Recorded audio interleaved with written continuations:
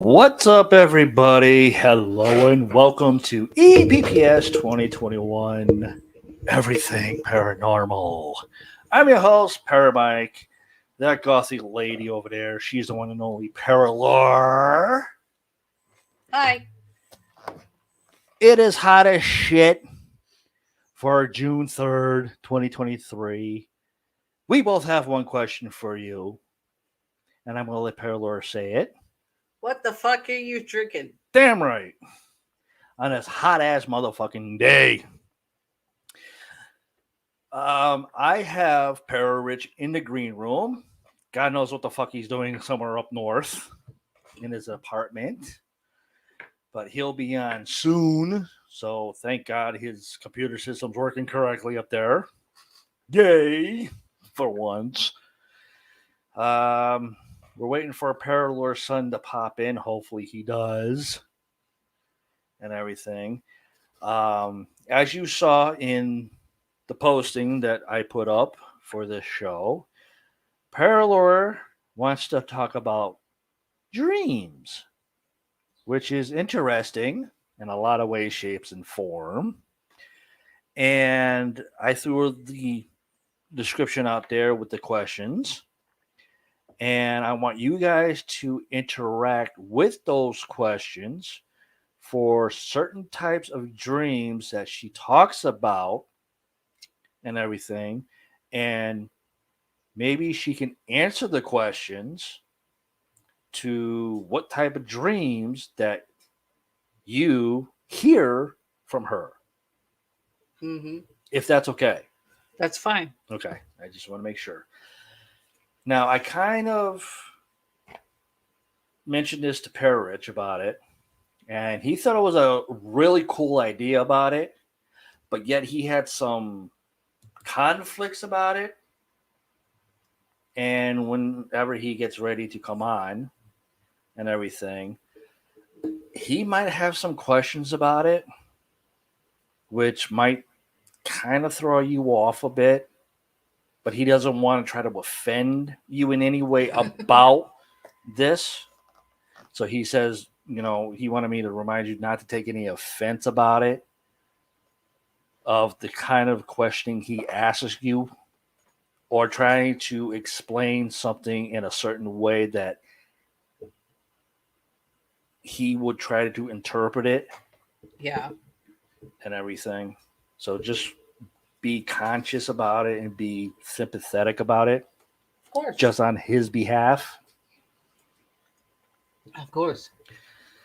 Outside of that, there might be some discussions about it between Paralore and Parridge about it. I'm going to stay out of it because dreams is not my forte of it, just to let you guys know.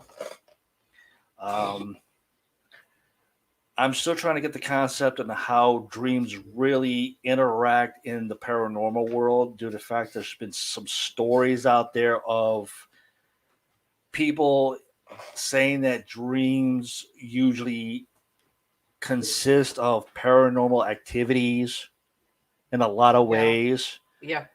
And I'm kind of skeptical on it. And Paralore and I were talking about this for what was it, like 2 months now, working our way up to this. Yeah. And I'm still skeptical about it. I don't know how exactly it would officially work into how you're going to be talking about dreams. Yeah. So, hey, Gloria. Oh, our moderator's here. Yay. What are you drinking? Let me put that up there. Hey, y'all.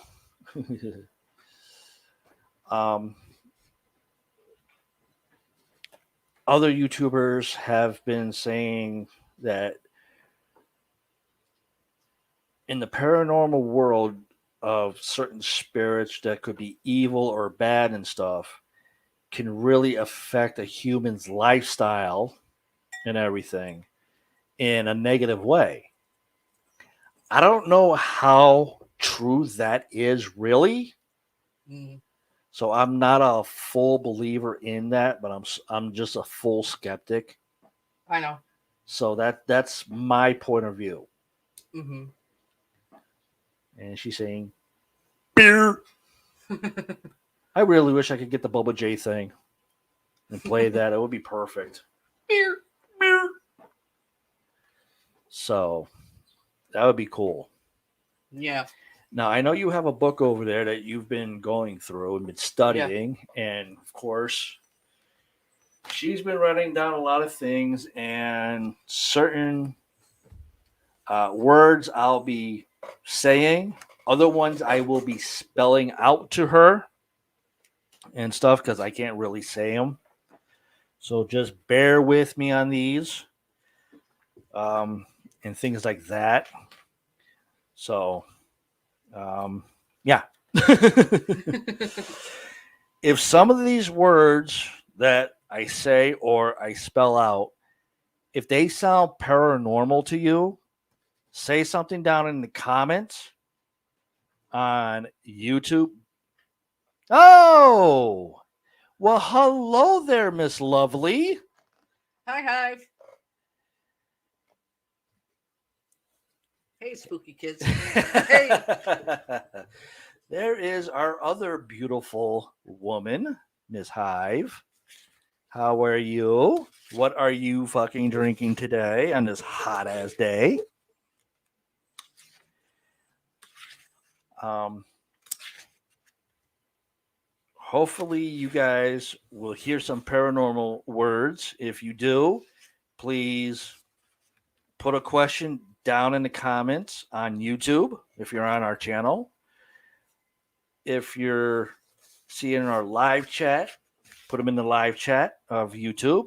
If you're on Facebook, please put them in the comments down below on our Facebook page, facebook.com/EPPS2021/videos for this episode of 79. And I will see them up here on the screen. I will put them up and I will let Paralord know that there is a question, and I will read the question to her and she will answer it. Yeah, I'll try to. And I will make sure that I'm not lost where I'm at. So I need a pen. Hold on. There it is. And everything. Did you text your son yet? Yes, I did. Okay. He hasn't answered back. Okay. So we still got to wait for him. We All can right. get started. Huh? We can get started. Okay. No, Bearwitch is still busy, so hopefully he'll join in soon. And our podcast kids, I doubt if they'll be joining in because they're like really passed the fuck out, unfortunately. Yeah, one Patches is under my desk. His head literally into the leg of the freaking table. Like this. Yeah. He's like Gizmo, passed out. yeah. I don't have much room for my feet. Yeah, Gizmo's like going bonkers because he doesn't know where he's going, but he's feeling the breeze underneath the bathroom door. And Batty is over at the curtain. I did a little rearranging and everything, make it a little bit better and stuff. So, yeah. Okay. That's a lot of A's. But I guess that's where we're going to start. That goofy door bark it again. Okay. Abandoned. Okay. There is 9 definitions. The first definition, to dream that you are abandoned, denotes that you will have difficulty in framing your plans for future success. Ooh. Hold on. Yeah, Patches will be goofy. I'll be right back.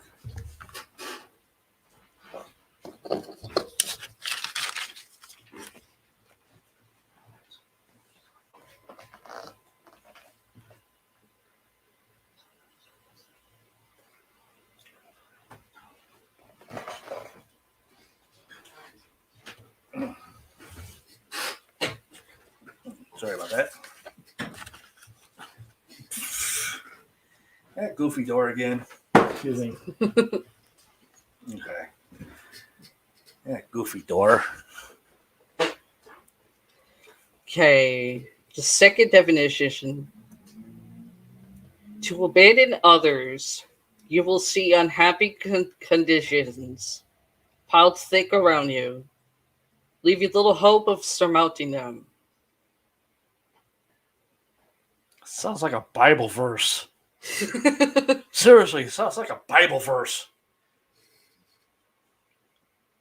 Third definition: if it is your house that you abandon, you will soon come to grief in experimenting with fortune. Sounds like a bad gypsy fortune cookie. I'm sorry. It's I'm okay. sorry. I know this part of your heritage, but I'm sorry. It sounds like a bad gypsy fortune cookie. It's okay. Some of these, if they don't make sense, we'll just make fun of it. That's what I'm doing. If you abandon your sweetheart, hold on. Oh, Gloria, the sun is behind you, Paramike. Yes, I know. There's nothing I could do. I can't figure out what I did with one of my curtains.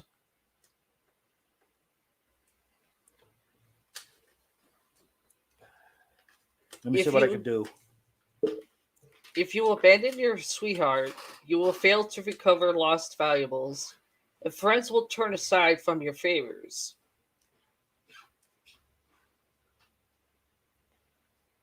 Number 5. If you abandon a mistress, you will unexpectedly come into a good inheritance.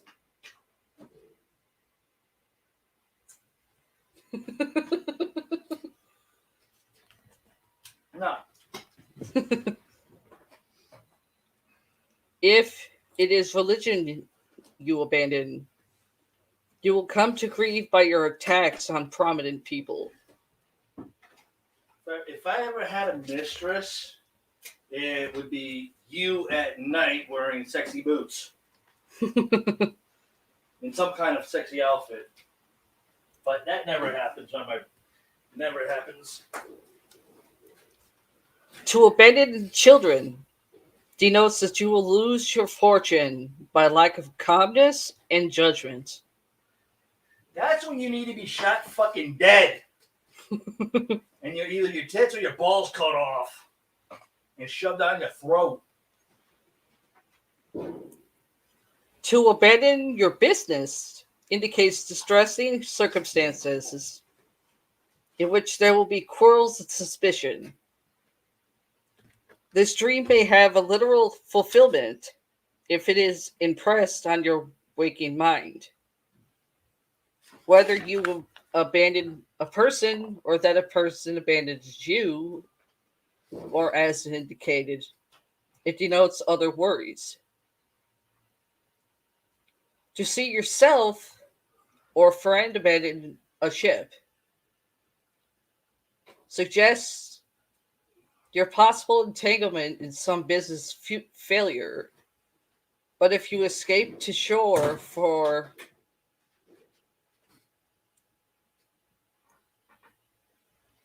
your interests will remain secure.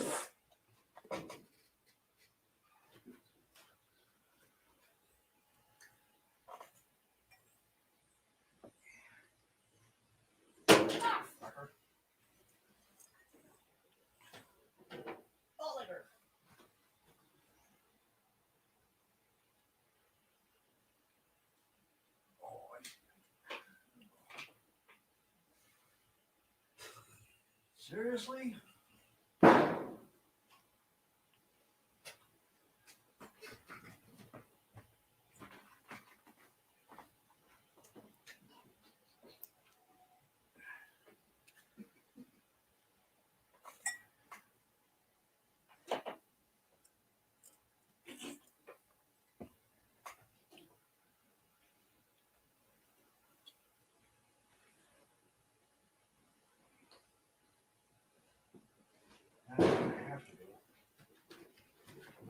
Hopefully that's better.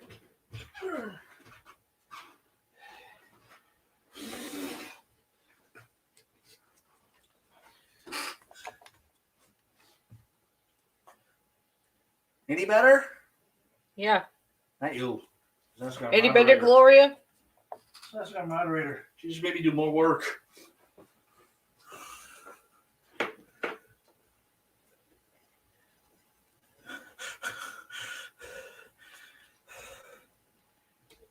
Okay.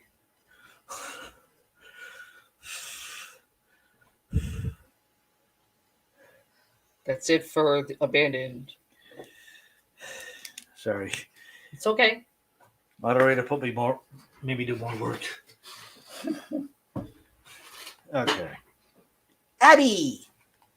To see an abbey in ruins foretells that your Okay. hopes She's like, better. and schemes will fall into ignoble incompletion. That's me every day. And if Parawich was here, whatever he's doing up north at his apartment, he'd probably say that's him at work. The fact he works with a bunch of fucking morons. Oh, you'll probably kill me for that one later. Whenever he watches this video back later, I'll get a text. You fucking asshole! But yet you're fucking right. 3 days later, he'll say it. Ooh, excuse me. To dream that a priest bars your entrance into an abbey denotes that you will be saved from a ruinous state by enemies, mistaking your embarrassment for progress.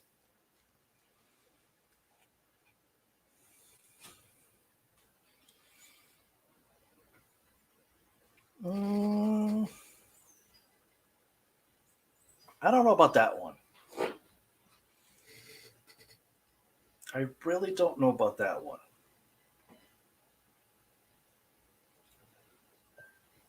For a young woman to get into an abbey foretells her violent illness. If she converses with a priest in an abbey, she will incur the censor of two friends for indiscretion. I got nothing in that one because that really made no sense.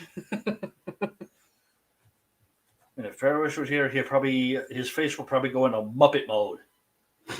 He'd probably say, "What the fuck are you talking about? That really makes no sense."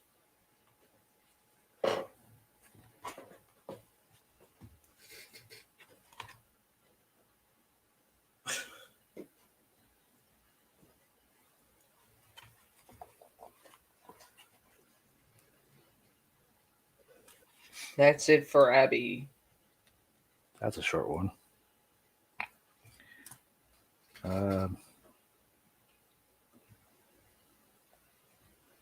ABBESS? Yeah, Is this another way of saying abyss? Abyss. Oh, abyss. So that's like a bad ass rash. For a young woman to dream that she sees an abyss, she knows that she will be compelled to perform distasteful tasks. It will submit to authority only after unsuccessful rebellion.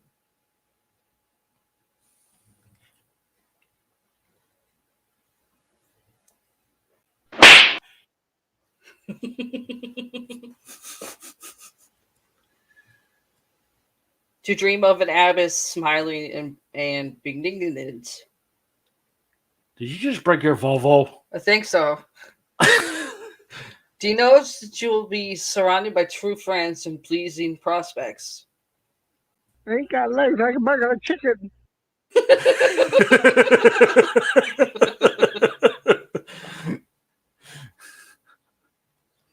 Sorry. I had to throw that in there. I'm sorry. I had to.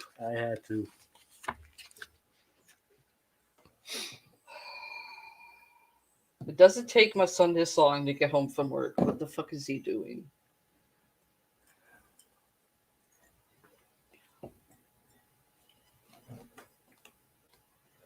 Yeah, Paramish must open up his door to his apartment or he turned his AC on. Because what's over his screen is flickering.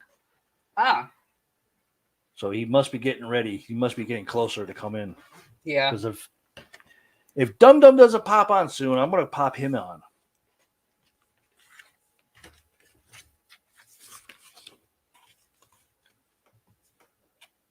That's it for Abbas.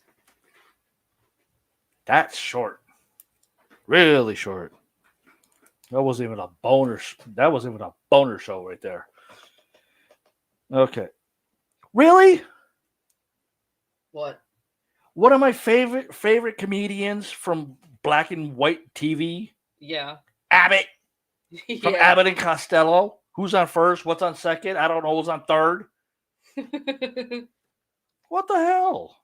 This one's got to be interesting. 3 meanings. To dream that you are an abbot warns you that treacherous plots are being laid for your downfall. Talk about sexual. Or in the movie Men in Tights with the guy goes, "How's about?"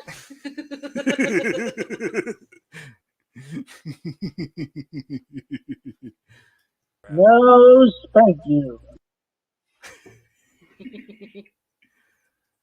If you see this pious man in devotional exercises, it forewarns you of smooth flattery and deceit, pulling you a willing victim into the meshes of artful bewilderment.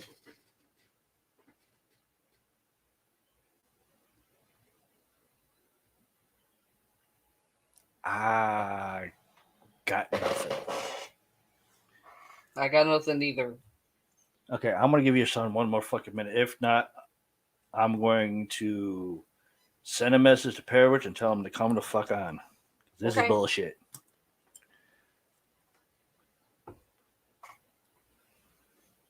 Uh-oh. I think we lost 2 people. Because I got 0. So don't I. Gloria probably is having technical issues. And obviously high science, too. For a young woman to talk with an abbot portends that she will yield to insinuating flatteries, and in yielding, she will besmirch her reputation. Sounds like my mother. Oh! It does.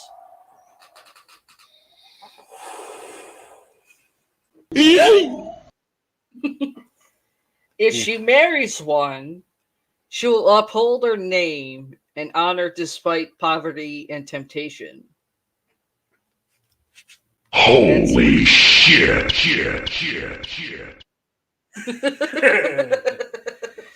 Okay, I'm texting Perovich. Get the fuck on!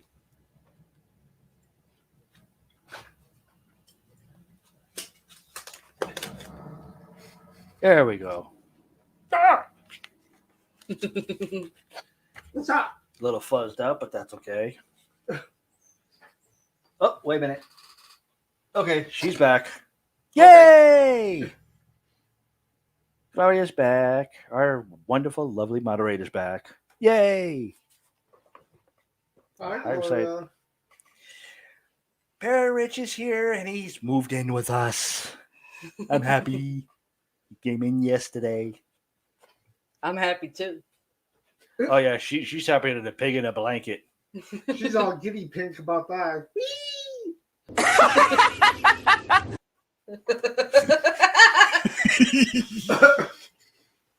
They ain't got legs like a burger chicken.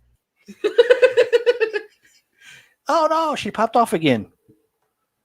She must be having issues down where she's at. What the fuck? That's it for Abbott. How's Abbott?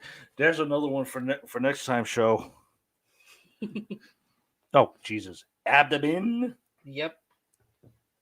We talked about a fucking stomach. To see your abdomen in a dream foretells that you will have great expectations.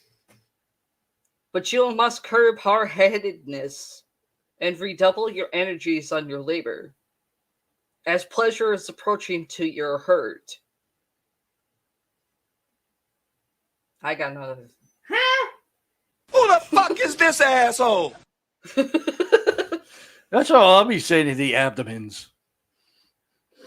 To see your abdomen shriveled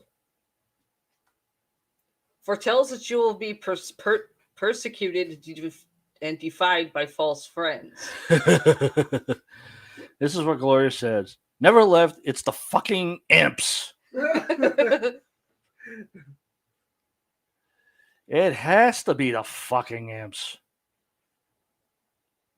They're doing the same shit over here. Holy motherfucking shit! To see it swollen, you will have tribulations, but you will overcome them and enjoy the fruits of your labor. No.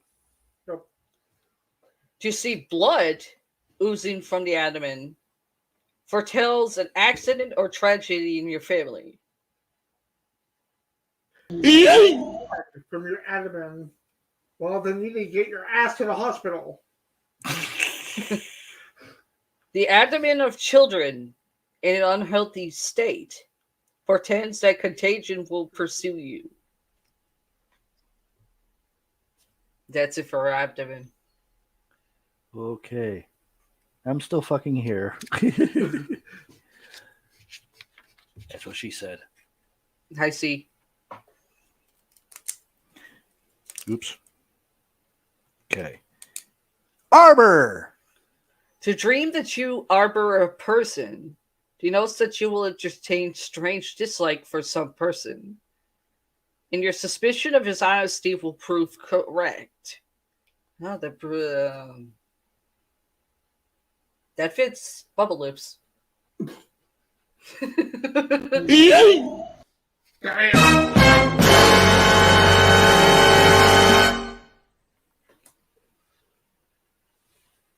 To think yourself held by abhorrence by others predicts that your good intentions to others will subside into selfishness. For a young woman to dream that her lover abhors her foretells that she will love a man who is in no sense congenial. What are you looking at me for? I had an itch. Asshole!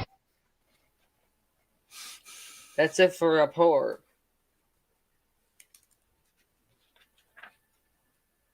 Abject.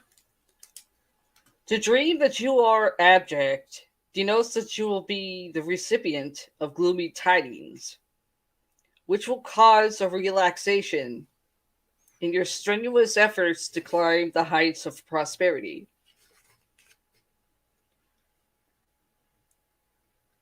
To see others abject is a sign of bickerings and false dealings among your friends.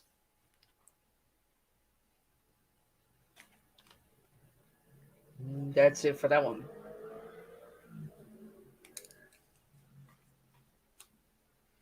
In other words, it wasn't even really worth it to read it. Yeah, It was bullshit. with a capital B. Adobe. It's abode. Abode, Adobe, same thing. No, it's not. To dream, Asshole! to dream that you can't find your abode, you will completely lose faith in the integrity of others. If you have no abode in your dreams, you will be unfortunate in your affairs and lose by speculation. To change your abode signifies hurried tidings and that hasty journeys will be made by you.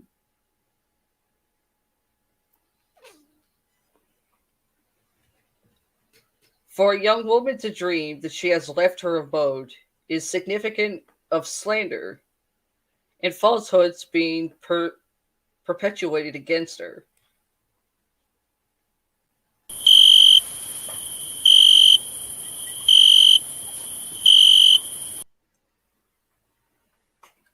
I got nothing. That's why I play the cricket, because both the looks on our face. She's just like, sorry. It's okay. That's it for abode. Above. 2 meanings. Uh-oh. To see anything hanging above you and about to fall implies danger. If it falls upon you, it may be ruin or sudden disappointment. If it falls near but misses you, it is a sign that you will have a narrow escape from loss of money or other misfortunes may follow. That's fucking life. Should it be securely fixed above you so as not to imply danger, your condition will improve after threatened loss. No, that's our home state. That's it for above. Aboard. Sounds like you want to get aboard a ship. That's abroad. Oh, sorry. It's okay. Abroad. 1 meaning. Sounds like a bad bitch. To dream that you are abroad foretells that you will soon, in company with a party, make a pleasant trip, and you will find it necessary to absent yourself from your native country for a sojourn in a different climate. Baba Booey.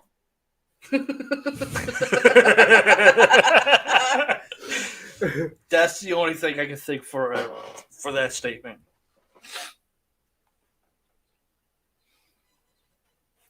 Second one? Yep.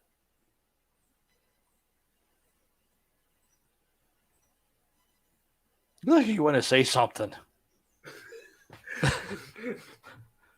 No, You sure? I have nothing to say. Not yet. That's it for abroad.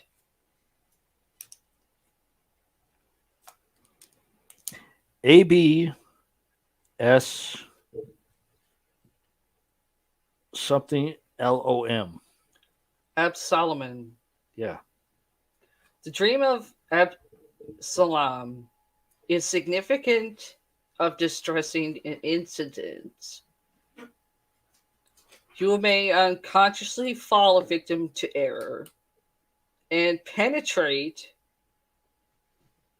some well-beloved heart with keen anguish and pain over the communal of your moral actions and the outraging of innocence. No flower of purity will ever be too sacred for you to breathe a passionate breath upon. To dream of this or any other disobedient character is a warning against immoral tendencies. A father is warned by this dream to be careful of his children. I ain't got legs. I can burger a chicken.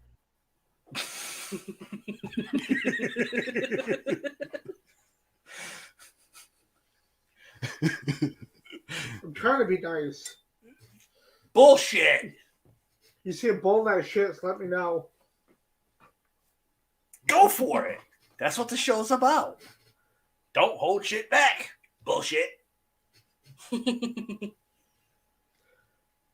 As I say, it kind of sounds like Dad. Yeah. Actually, wait a minute. Let me do it this way.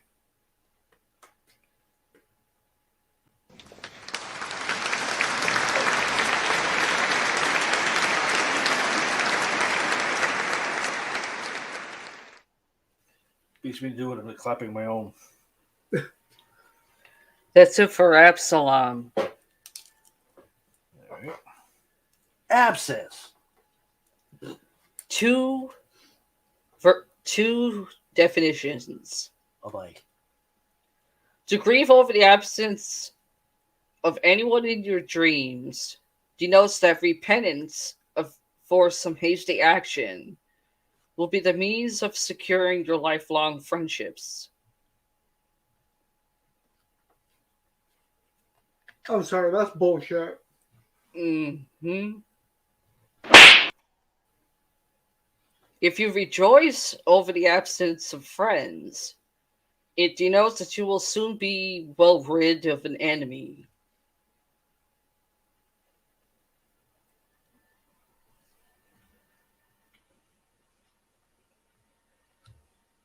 Huh.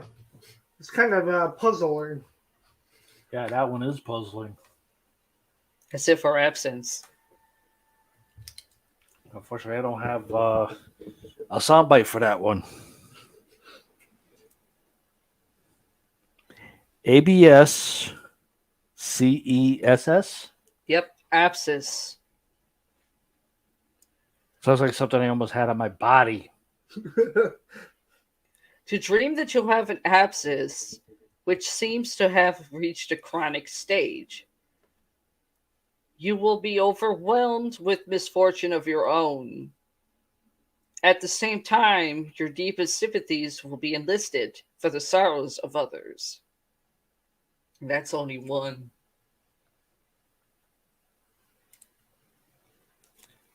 Waste of time writing it down.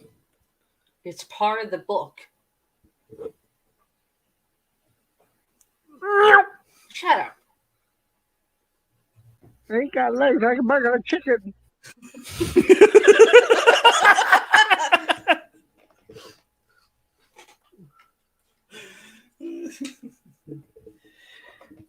I don't know what the hell 14 is, so you should have it in your book. Yeah, it's absinthe. As in the alcohol. That's illegal. Two Yeah, it is. meanings. Holy shit.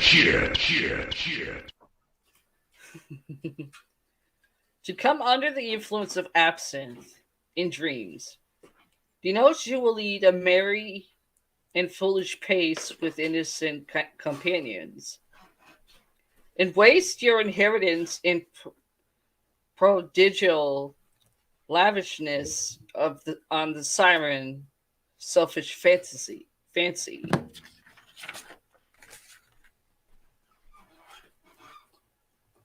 For a woman to dream that she drinks absinthe with her lover warns her to resist his persuasions to elicit consummation of their love. If she dreams she is drunk, she will yield up her favors without strong persuasion. This dream typifies, that you are likely to waste your energies in pleasure. Yeah, we know two people, don't we? The fat bastard and the ugly bitch. Damn. That's a scary match. Asshole. Hold on. Where is it?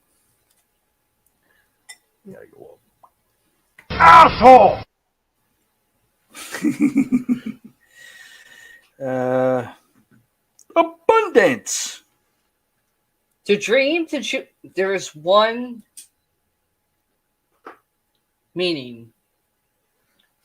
To dream that you are possessed with an abundance foretells that you will have no occasion to reproach fortune, and that you will be independent of her future favors. But your domestic happiness may suffer a collapse under the strain of your likely to put upon it by your infidelity. Sounds like mom. Before she married Dad? I think after when she divorced him. Because due to the fact that she was cheating on Dad. So Dad divorced her. Well, she And had went close her gay. legs. I ain't got legs. I can burn a chicken. Crop on. The Snatcher.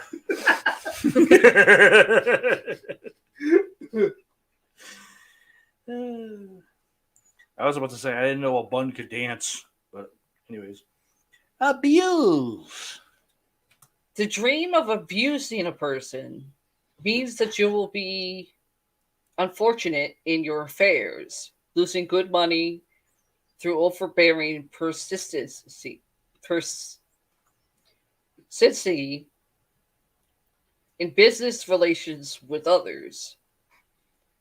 To feel yourself abused, you will be molested in your daily pursuits by the enemy of others. Fuck? Whoa. Oh my gosh. Hello and welcome Any to the Mental comment, Health Mike? Hotline. If you are obsessive compulsive, press 1 repeatedly. If you are codependent, ask someone to press 2 for you. If you have multiple personalities, press 3, 4, 5, and 6. If you are paranoid, we know what you are and what you want. Stay on the line and we'll trace your call. If you're delusional, press 7 and your call will be transferred to the mothership. If you are schizophrenic, listen carefully and a small voice will tell you which number to press. If you are depressive, it doesn't matter which number you press, no one will answer you.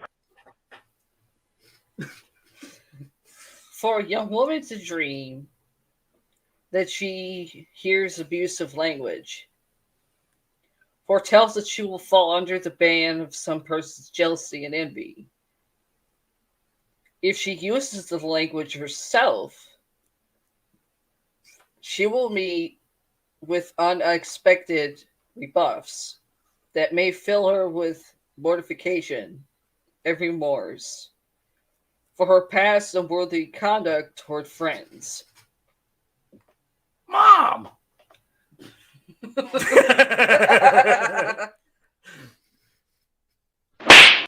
agree. Oh, the famous portal that you like, Abyss. Two meanings. Where sometimes I think you want to send your son. To dream of looking into an abyss means that you will be confronted by threats of seizure of property, and that there will be quarrels and reproaches of a personal nature, which will unfit you to meet the problems of life. For a woman to be looking into an abyss foretells that she will burden herself with unwelcome cares. If she falls into the abyss, her disappointment will be complete. But if she succeeds in crossing or avoiding it, she will reinstate herself. Las Vegas. Oh, no, I'm sorry, Los Angeles. My fault. We got Las Vegas, Los Angeles fucked up. My fault. Academy. 3 meanings. Oh, shit. To visit an academy in your dreams denotes that you will regret opportunities that you will have let pass through sheer idleness and indifference. To think you own or an inmate of one, you will find that you are to meet easy defeat of aspirations. You will take on knowledge, but will be unable to rightly assimilate and apply it.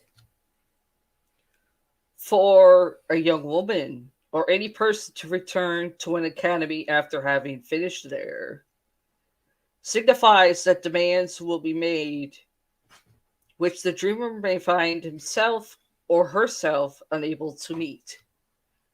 Sounds like Sounds like a fucked up version of Star Trek. Yeah. I was actually going to say it almost sounds like it's basically whatever college person does for debt. Yeah, that too. Is that it? Yep. Okay. Accepted. For a businessman,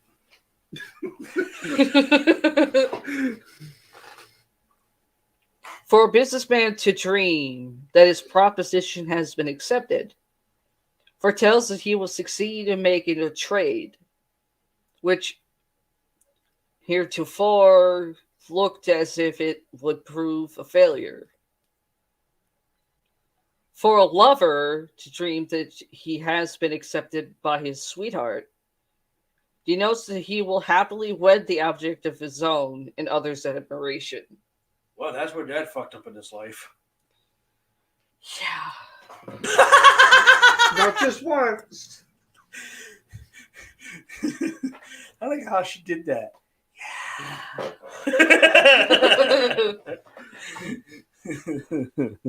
Oh my goodness. True classic. Never goes out of style.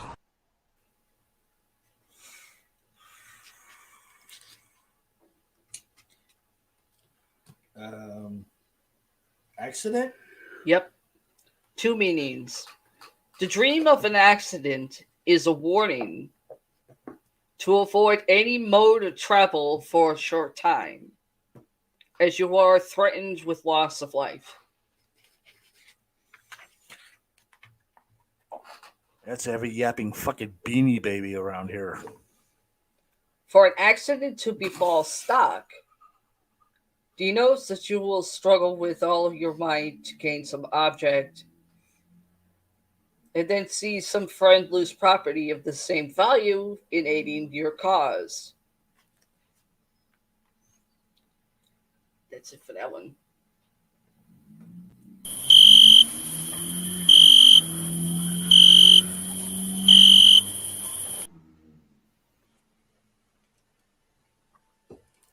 Accordance, which is a computer programming code. That's accordion. Recording, sorry. Whatever. Still a computer programming code. To dream of hearing the music of an accordion denotes that you will engage in amusement which will win you from sadness and retrospection. You will, by this means, be able to take up your burden more cheerfully. For a young woman to dream that she is playing an accordion portends that she will win her lover by some sad occurrence, but notwithstanding which the same will confer lasting happiness upon her union. If the accordion goes out of tune, she will be saddened by the illness or trouble of her lover. Okay, I have to say this. Bullshit! No, thank you. Okay. Accounts. To dream of having accounts presented to you for payment, you will be in a dangerous position. You will have recourse to law to entangle yourself. If you pay the accounts, you will soon effect a compromise in some serious dispute. To hold accounts against others foretells that disagreeable contingencies will arise in your business. marrying the smoothness of its management. For a young woman, bookkeeper, to dream of footing of accounts denotes that she will have trouble in business and in her love affairs. But some worthy person will persuade her to account for his happiness. She will be much respected by her present employers. Huh. Sounds like where I was in fucking Rutland. Accuse. Two meanings. To dream that you accuse anyone of a mean action. He knows that you will have quarrels with those under you, and your dignity will be thrown from a high pedestal. If you are accused, you are in danger of being guilty of contributing scandal in a sly, malicious way. Asshole!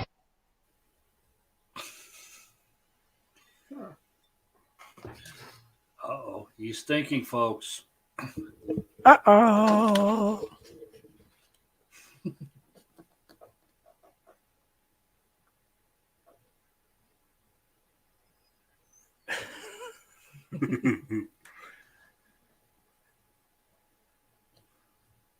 No, I don't believe it. Sounds like he's calling bullshit here. Hmm. And I would tend to agree with him. Yeah. Aches. The dream that Seriously? you have aches. Yeah. To dream that you have aches denotes that you are halting too much in your business, and that some other person is profiting by your ideas. For a young woman to dream that she has the heartache foretells that she will be in some distress over the laggardly way your lover persecutes his suit. If it is the backache, she will encounter illness through careless exposure. If she has the headache, there will be much disquietude of mind for the risk that she has taken to rid herself of a rivalry. Did you just echo yourself? Yep. Yeah. Damn, what a hell of a meme on that one. Acid. To drink any acid is an adverse dream, bringing you much anxiety. That's an everyday thing. Yeah. You don't need to drink acid for that. Nope. That's life. For a woman to drink acidulous liquors denotes that she may ensnare herself with compromising situations. Even health may be involved. Jen, Damn. To see poisonous acids, some treachery against you may be discovered. Jen, Mom, Grandma, Aunt Lucy. Damn, right down the line.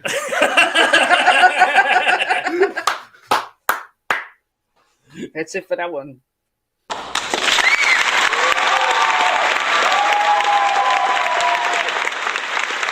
Thank you.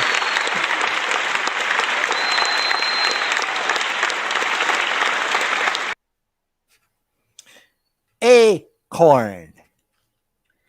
Seeing acorns in dreams is portent of pleasant things ahead, and much gain is to be expected. To pick them from the ground foretells success after weary labors. For a woman to eat them denotes that she will rise from a station of labor to a position of ease and pleasure. To shake them from the trees denotes that you will rapidly attain your wishes in business or love. To see green growing acorns or to see them scattered over the ground, affairs will change for the better. Decayed or blasted acorns have in port of disappointments and reverses. To pull them green from the trees, you will injure your interest by haste and indiscretion.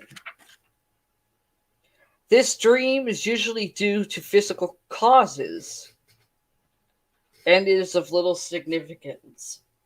Yeah, if you're a fucking squirrel. Right?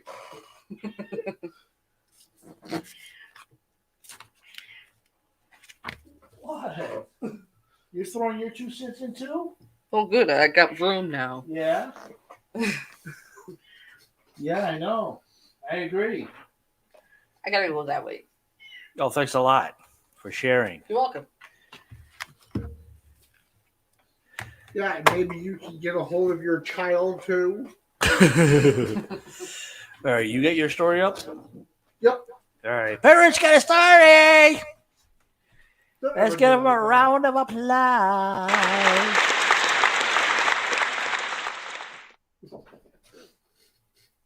Rock and roll. All right.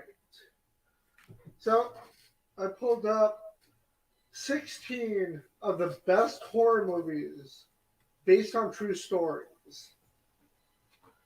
This is going to be interesting. All right. So when it comes to scary movies, you all call in one of two camps. Either you love them or eagerly anticipate the next slasher flick. Or if you're like me, you give a big odd nope at any time you see a trailer for one. For those that do not enjoy being temporarily frightened, there's a good psychological reason for this. They can serve a safe channel for us to unleash fear and anxiety, going so far as to actually grant us coping strategies. You know, just in case you encounter the devil in real life. While the predictable and outlandish jump scare is fine for cheap thrill scary movies, are infinitely more terrifying when they're based on a true story. Because of this could happen to you aspect of it all. As it turns out, there are plenty of real life incidents that make for great horror movie fodder. Even if it means you have to sleep with a nightlight on for a week afterwards. And if that happens, you're chicken shit. Pussy. So the first one is Annabelle. Gay version of Raggedy Ann. What is it about children's toys that can be so terrifying? Based within the Conjuring universe, Annabelle is a vintage porcelain doll cursed by a demonic spirit, causing hauntings and violent ends to those that would wrong her. So, in real life, Annabelle is a supposedly haunted Raggedy Ann doll owned by paranormal investigators Ed and Lorraine Warren, which is true because they had that before they passed. She was originally gifted to a student nurse in 1970, but according to a psychic medium, The doll was inhabited by the spirit of a dead girl named Annabelle, and is said to be responsible for 2 near-death experiences, 1 fatal accident, and many demonic activities in the past 30 years. Under the glass case, which the real Annabelle sits, reads the words, "Warning, positively do not open."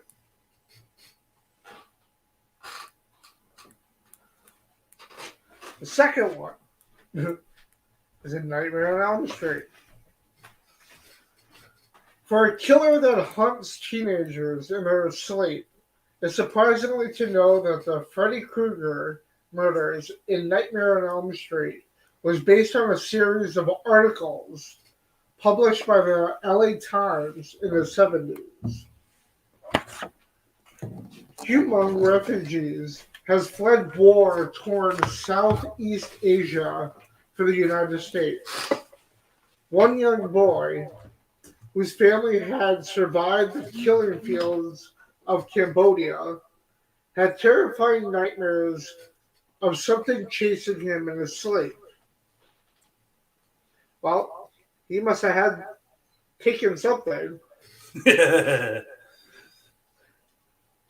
According to him, he was afraid that if he slept, the thing chasing him would get him.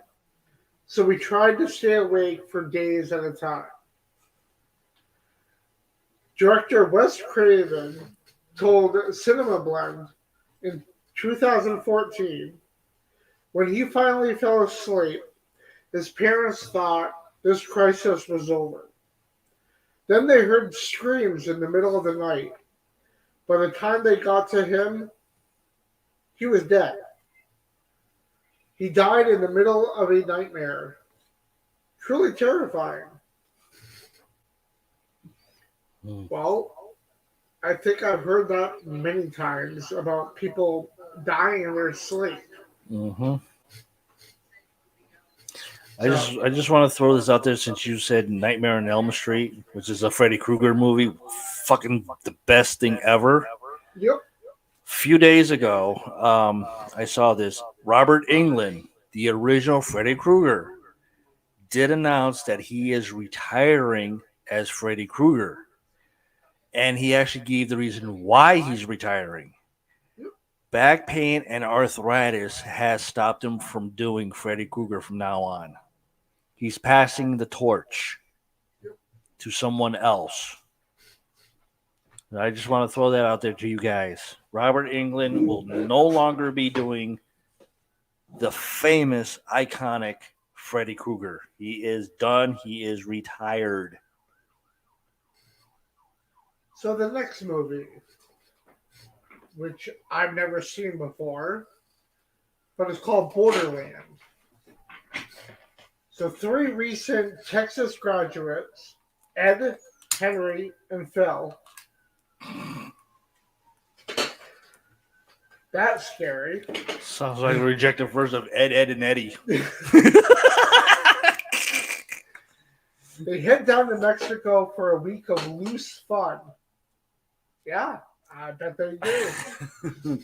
But Wide receivers? What's that? Wide receivers? Probably. But things take a sinister turn when one of them goes missing. What the hell is it in every horror movie, especially movies like this, that they're going to have one person go missing? A true classic never goes out of style. Hold on a second. I'm having technical difficulties.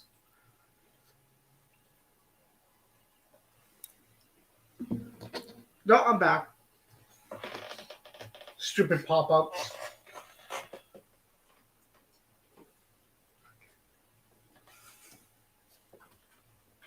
All right. So it's revealed that Phil has been kidnapped by a serial killer / cult leader. I think that's in every horror movie. It was that way. It was that way. Good boy. Yes. Yeah. Come here. So was kidnapped by a serial killer / cult leader who's preparing a human sacrifice to bless their drug smuggling racket.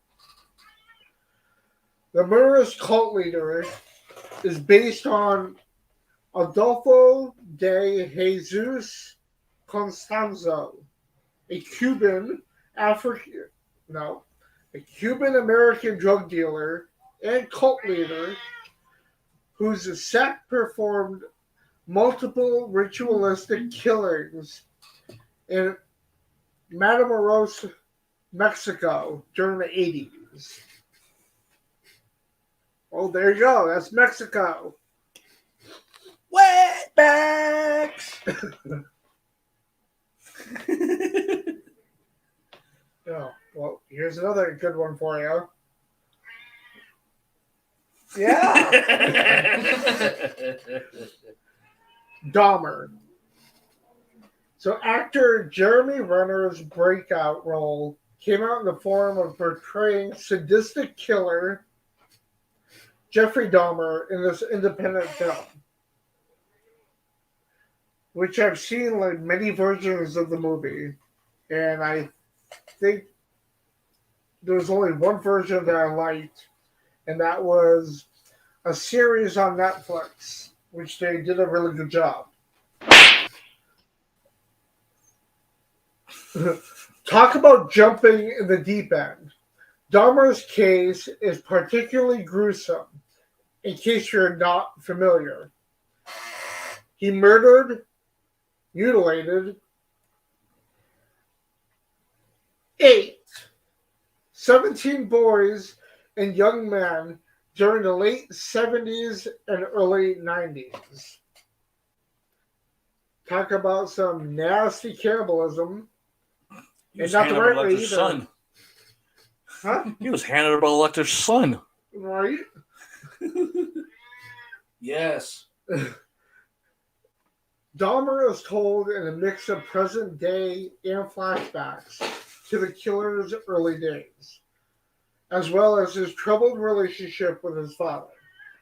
While undoubtedly horrifying, the film was both well received and criticized for its attempt to rationalize the monstrous, per a New York Times review.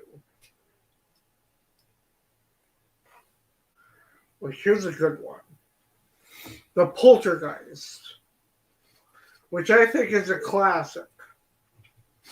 A true classic. Never goes out of style. The little blonde girl says, as the TV flickers with static.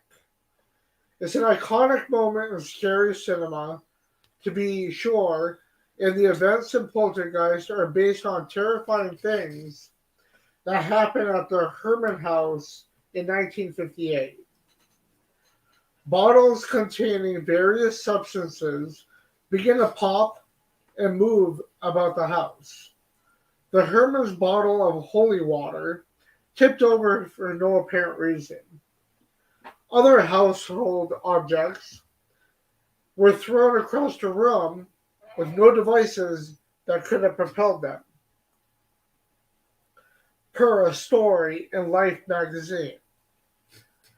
News of the strange occurrences made the news, but after about a month and 70 documented reports of unusual activity, everything stopped. The Steven Spielberg produced Poltergeist is more sensational than what happened to the Hermans, but a classic nonetheless. What do you guys think? I got nothing. Really? Well, I just got back. Davey got back to me. Oh, we're talking about the Poltergeist. Yeah. You saw that movie with me. Yeah. That's the one with Craig T. Nelson in it, right? Yes. Yeah. The very first No, one. no, this is the original, not the remake. Oh. Yeah. Okay. Well, I didn't see Craig the. T. Nelson was in the original. Yeah. Yeah, that's Craig T. that. Nelson. Yeah, that's the one I'm talking about. Yeah. Yeah, with the little girl sitting in front of the TV where it was all snowy and everything. So they're here, Yeah. and they had that short little lady from that other movie there, the old little fat lady there, Yeah. where she almost was like the character from Monsters Inc. Oh yeah. Yeah. You and I saw that one. Mm-hmm. That's why I had to make sure it was the one with Craig T. Nelson. Yep. Just so I'm on the right page here. Yep. At first, when I saw it, I thought it was a pretty good plot, but it was kind of confusing a little bit for just the little girl saying that they're here, the way she said it. And I'm like, oh, wait a minute. Why is she saying that if she's just looking at a TV with static? It doesn't make that part did not make any sense to me whatsoever. Mm-hmm. It's like, why is she saying that? Well, and this is a little girl, by the way. The little girl was, if I remember correctly, the little girl was supposed to be like something to my tongue. Was almost like almost like psychic. Well, yeah. No, she was what's the word? Clairvoyant. Where she was able to actually see and speak with spirits. Yeah, but the part what I'm trying to say is like, if the TV's all snowy and she's looking directly at it, it's like, why is she saying they're here? When yet, if you look at the scene, it's like you just have her, the TV, wood flooring, but there's nothing else around her. There's like no furniture. But then when it zooms out, there's furniture around her. Mm-hmm. That's the part that kind of like got to me. It was like, okay, how is this a plot? If you just have her and the TV at first with wood flooring that you can see, no furniture around her, and then you see furniture. And then she says, they're here. What the fuck happened? Oh, I must have missed a part. Or completely did not realize. Okay. So you're talking about that part where she's laying in bed with her parents. No. I'm talking about the part where she says they're here, and she's looking at the fucking 1920 TV. Oh yeah. Okay, and it's all snowy. There's nothing on the TV except for fucking snow. Yeah.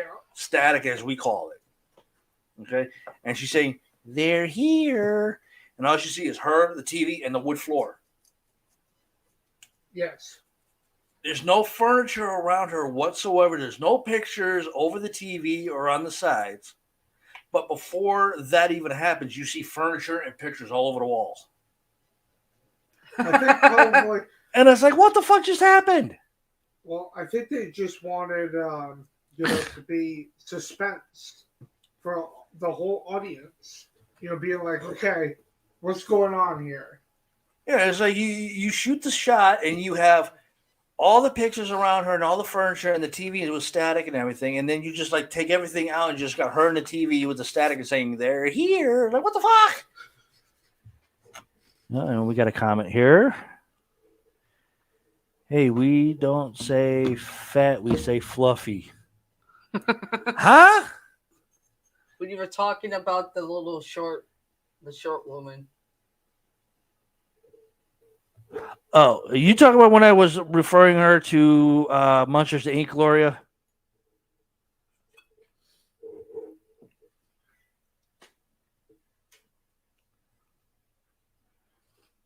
It was, that like threw me off for the rest of the movie. Okay. You guys might have a say on this one. Scream. Mm-hmm. Yeah. It's one of the most iconic horror films of all time. No, it's not.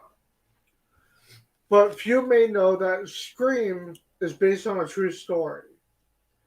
A string of murders committed by Danny Rowling, aka the Gainesville Ripper, served as the basis for Ghostface in the classic slasher flick, starring Courtney Cox, David Arquette, Nev Campbell, Drew Barrymore. Rowling murdered 5 students in Gainesville, Florida, in quick succession, raping, stabbing, and mutilating his victims. He claimed he wanted to be the next Ted Bundy and pleaded guilty to 5 counts of murder and was sentenced to death in 1994. Baba Booey. It sounds like a freaking Jeff Dahmer.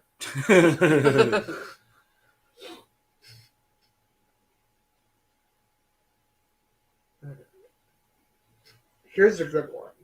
Well, with the movie Scream, due to the fact it was a nice franchise, Yeah. the only ones I liked out of that whole franchise is when they had George Carlin in it, which was fucking hilarious. And Wait, was he in the first one? no, I think it was in 3 or 4, one of the two. Dear, you're getting Scary Movie mixed up with Scream. Am I? Yeah, Oh. you're getting So that it's like, mixed up oh. again. So like, I don't George remember him in Carlin. there. George Carlin was in Scary Movie 3, not Scream. Oh. Scary Movie was making fun of it. In each movie, they would be making fun of different. Oh, that's right. I keep getting Franchise. confused. A horror movie spoof. Yeah. That's what it was. Yeah, never mind. It's okay. All right. The Amityville, the original. So in 1974, Ronald DeFeo Jr. shot and killed 6 members of his family in their home in Long Island, New York. After the crimes, George and Kathy Lutz and their 3 children moved into the house, but merely a month later, they fled. They said that they were terrorized by evil spirits and other paranormal phenomena. Deep doo doo doo. Yes, each time you say phenomena, we do that. Okay. Like experiencing cold spots in the house and finding sons Daniel and Christopher levitating in their beds. When a priest came to bless and exorcise the house, he allegedly heard a voice scream, "Get out!" and vowed never to return. The events, which have been labeled a hoax, served as inspiration for the best-selling book and the film, The Amityville Horror. It was not a hoax. It's true. Mm-hmm. Asshole! So, what are you guys' intake? Well, we've been to Long Island, New York before. Yeah. I think we've been by that house, too. Yeah, we did. I was doing a report on it for my class.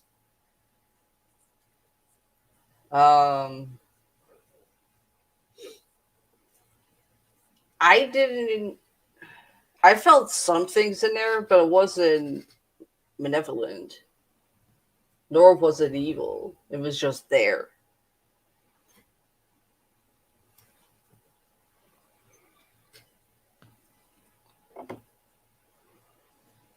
Okay, Paramike, what are your intake?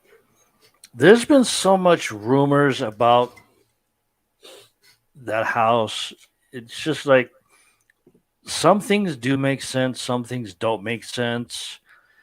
And with so many different YouTube paranormal videos about the house, it's just shit doesn't add up. I mean, there's things that, yes, things do add up by real people that know the history of the house. And then there's stuff that really doesn't make sense. It just contradicts everything. So it's like a toss up. It's like what really is the truth and the main truth of it, and then what is fictional or folklore. Yeah. Because Yeah, it hearsay. always it always changes. Yeah. It always changes day to day to day to day, month to month, month to month, year to year, year to year, century to century, century to century. It's like, well, what the fuck? Nobody knows the exact true nature of that house. Nope. Just like with the Exorcist house. Yeah. Okay. Yeah. I mean, we've all seen the movie, The Exorcist. Yeah. Okay. Supposedly, it's based on a true story about a little boy having the word Lewis scratched across his stomach. Mm-hmm. The mother and father took the child out, brought him to another state for an exorcism. Never came back to the house. And the house is supposed to be located in what, Chicago? I don't know. I don't remember. Well, come on, we had it on Ghost Adventures. Zach was there.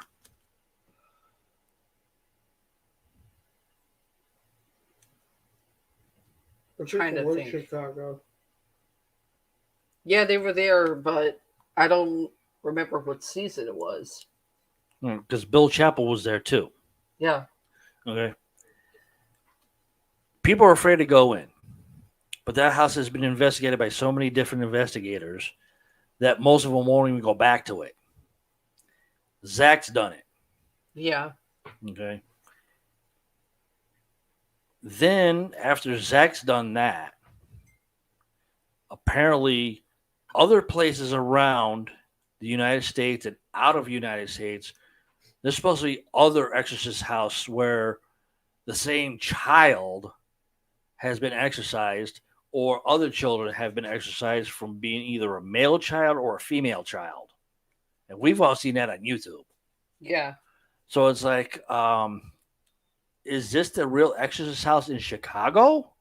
Or where is the original exorcist house actually done? Then you have the Ed and Lorraine Warren movie that we seen, where, like Perrich was telling us before, and everything, and we've seen this little farmhouse, supposedly here in America, where it stated that this is the original exorcist house here. But yet in the movie, it was not the house where it's supposed to be. It's not a one-family farmhouse. It was actually a full-story house where you had a basement, the first floor, the second floor, and an attic. So it's like different stories, but Pennsylvania. She's trying to help us remember where the Exorcist house is. I don't think it's in Pennsylvania. But it's like there's too many stories going around that is like really confusing. That's why whenever these stories come out, it's like, what? It's not making sense. Okay. Like you said, you were talking about The Exorcist. Right. Just like Amityville. Right. So, this is what they said on here. Still regarded as one of the most terrifying films of all time, The Exorcist is based on the book of the same name by William Peter Blatty. The film told the story of a young girl possessed by a demon and a priest tasked with exorcising the evil presence from her body. The novel and film are based on the true story of Roland Doe, a 13-year-old young boy from the late 1940s whose aunt had taught him about spiritualism, like how to use a Ouija board.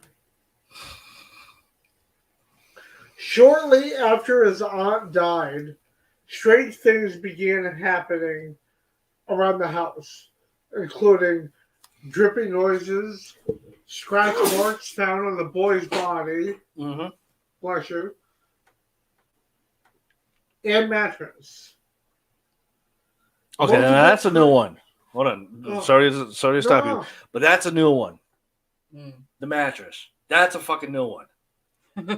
Because there was no mention about a mattress anywhere. No. Just the scratches of the name Lewis across the boy's stomach. Yeah. In the Exorcist house. Yeah.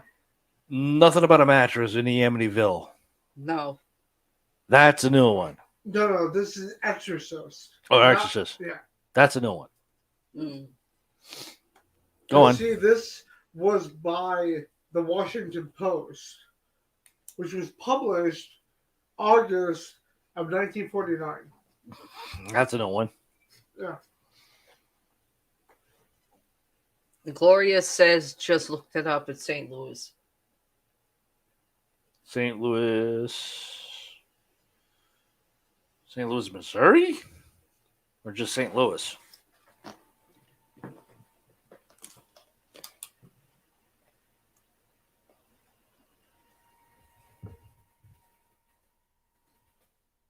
Oops, I didn't spell right. I'm curious about that.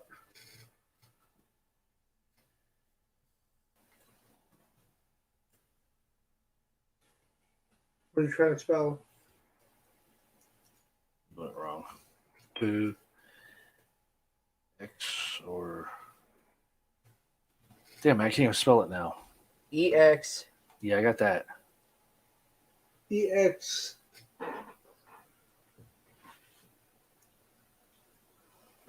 ORCIST.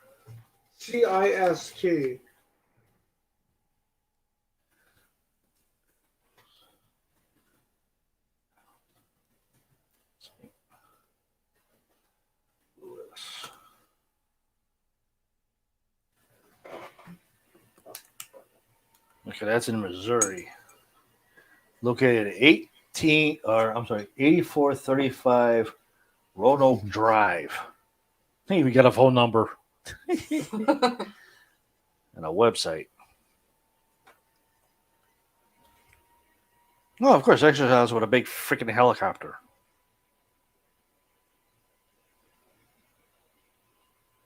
With a freaking fence. And it's a square building. What the hell? A demon lives in this house.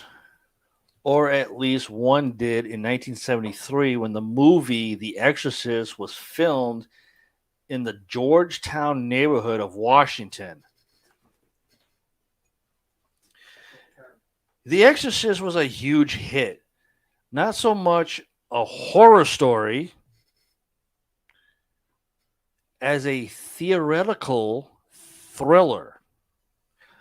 But when we look at the house where the exterior scenes were shot, it's nowhere near the famous stairs the main character fell down. So the crew built an extension of the house so the bedroom window would be within easy leaping distance for the soon-to-be late priest, Father Karras, or Karras, thank you. The house has changed a bit since filming. A solid fence keeps the curious away, and the lamp post that was in the movie poster is gone. I don't remember a lamp post in the movie. Yeah, there was. If it was ever here at all, it could have been placed there just for the movie. The house is worth almost $4 million, so you'd have to work for the devil to afford it. Oh, I like that. Which in Washington is more common than you think. David Shaw, when not showing visitors the district, that's what residents call Washington. I enjoy reading Grilling and Traveling. I have 219 countries and every state except Idaho and Nebraska.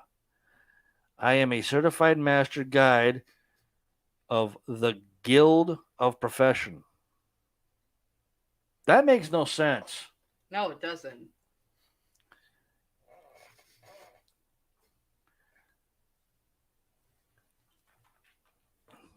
Okay. But yeah. This is a fucking square building. Or I should say a rectangle building. This is not even a damn house.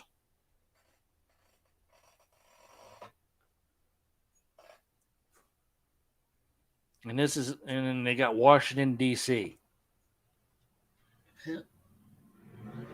But yet I look it up and it says St. Louis, Missouri. Yeah. I don't know. So obviously they don't really want people to know exactly where the damn house is. Of course. He's talking about a Hard Mike's lemonade. Go ahead. You don't have to ask. Well, I didn't know.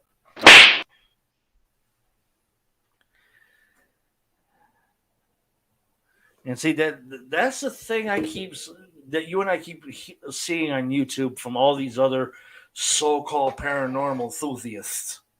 Yeah. Supposedly there was one in Chicago. Supposedly there's one in St. Louis, Missouri. Yeah. Supposedly there's one in fucking Canuck State. Supposedly there's one in the state of Massachusetts. Supposedly there's one down in Florida. Supposedly there's one in California. Supposedly there's one in Washington State. You know? It's fucking ridiculous. Yeah, no, too many rumors. That's why I don't believe none of it. I know. I think with the movie The Exorcist is the way they made it. Yeah, it's cool. Mm-hmm. There was a plot. It was a great plot and everything. But all in all, it's just fucking bullshit stories. That's it. A fucking movie, great, good plot, good actors. After that, it was just taken way too fucking far. Yeah. Oh yeah, when they continued it. No. After the movie was done, the original movie was done with all the actors and everything. Yeah. Great acting, perfect and everything. But after that, I think it's with the way everything is coming out and saying, oh, the Exorcist house is in this state, the Exorcist house is in this state, it's in this fucking country, it's over here, it's across the fucking ocean and everything, which is the fucking huge ass kitchen of the fucking sharks. They just took it way too far and it's all bullshit. I'm sorry. A bunch of idiots just taking the fucking movie way too fucking far and everything, and I can't deal with it. Gloria said Zach was in one in St. Louis. Yeah, I know that. There's nothing against him. No. There's nothing against him about that, Gloria. Nothing about that. I'm just saying that after the movie and everything, and then people are saying that, okay, they told Zach that this is the original house here in St. Louis and everything, but yet, according to him, it was supposed to be Chicago and things like that, and people don't want to go there. After that, on YouTube, if you watch these so-called, in quotations, other YouTubers are saying, oh, it's up here in Canada, it's over here, it's over here, it's over here, it's across the pond and everything. They just take it way too fucking far.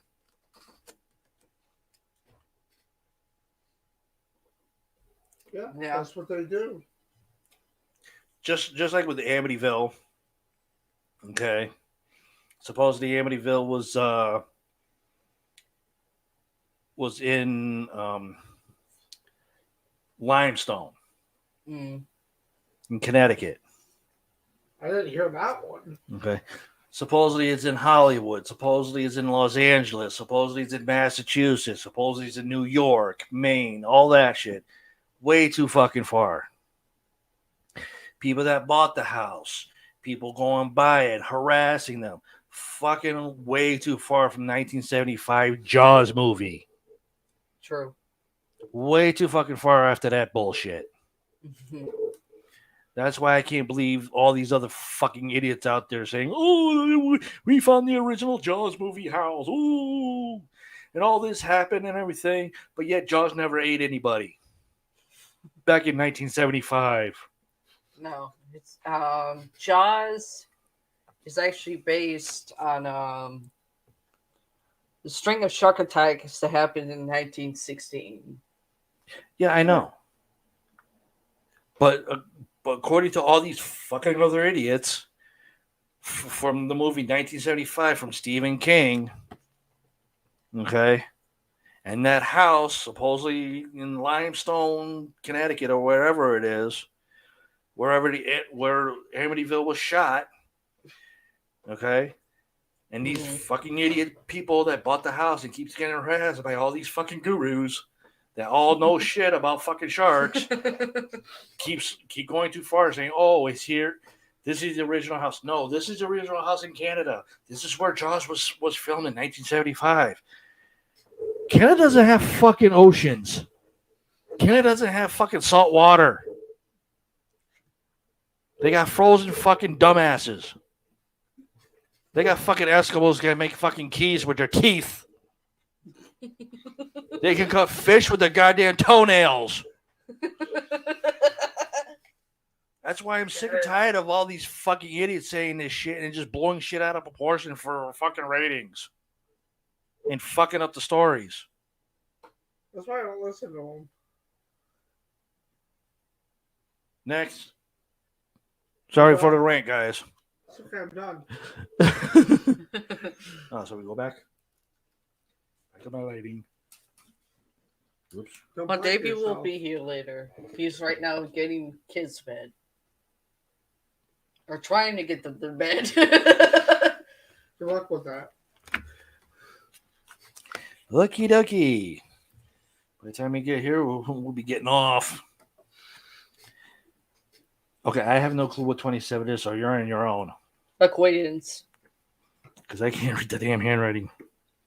You should have said something before, because I showed it to you. I didn't see 27. To meet and acquaintance, there's 4 meanings. To meet and acquaintance and converse pleasantly with him or her. Foretells that your business will run smoothly, and there will be little discord in your domestic affairs. If you seem to be... Wait, Davey's here. Baba Bowie. Hold on, Davey. Mike's sending you the email now. Hold on. Pass me a Bogue.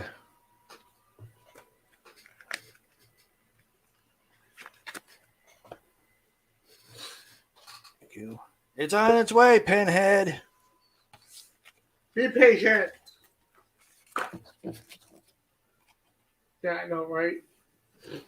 That's like trying to tell your friend downstairs in your pants to be patient for a boner steak.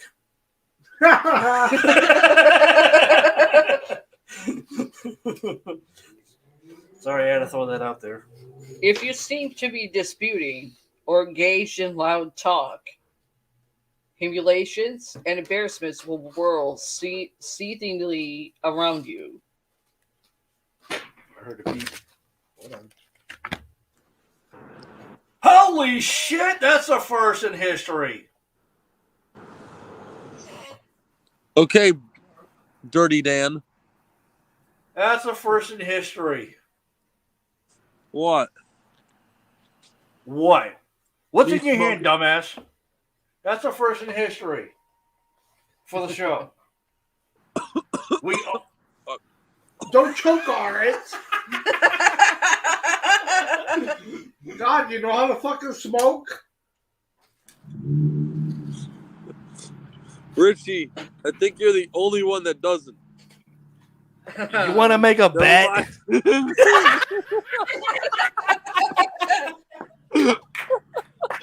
Never mind. And by the way, the background ain't Vermont, dude. You guys, He's confused. Look at his face. Look at his face. I'm so fucking confused. He's home. He's with me and your mom. Oh, shit.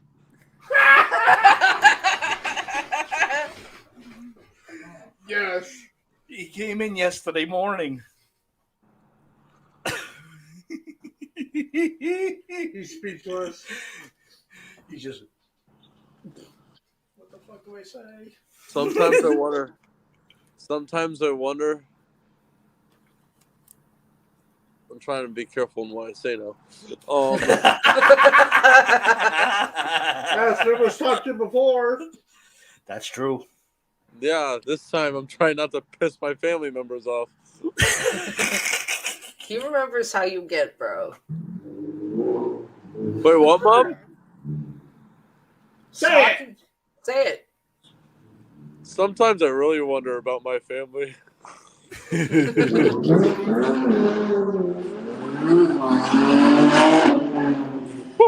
Okay. Shit. That was a fucking Mustang. I could tell. Shit. Sound like a 426 Hemi in a bitch. Yeah, it did. God damn.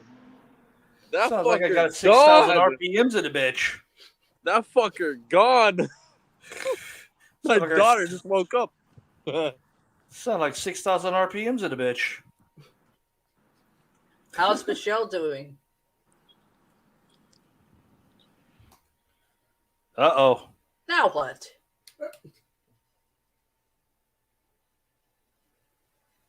Either he just blacked himself out or he just disconnected. Sir, right now. There he is. I'm trying to sell a Toyota air compressor. Jesus Christ, boss. You think you got enough fucking kick in that car? Holy shit. I'm surprised that thing is the chassis hasn't been torn in fucking half with that shit. Holy fuck. Holy shit. This car is fucking a mile away and I can still hear the exhaust system. Who the fuck is this asshole? That's you know who that asshole is? Mike. Nope.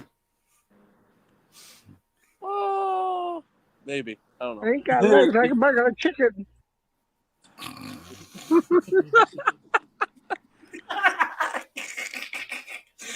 I play that. Richie goes.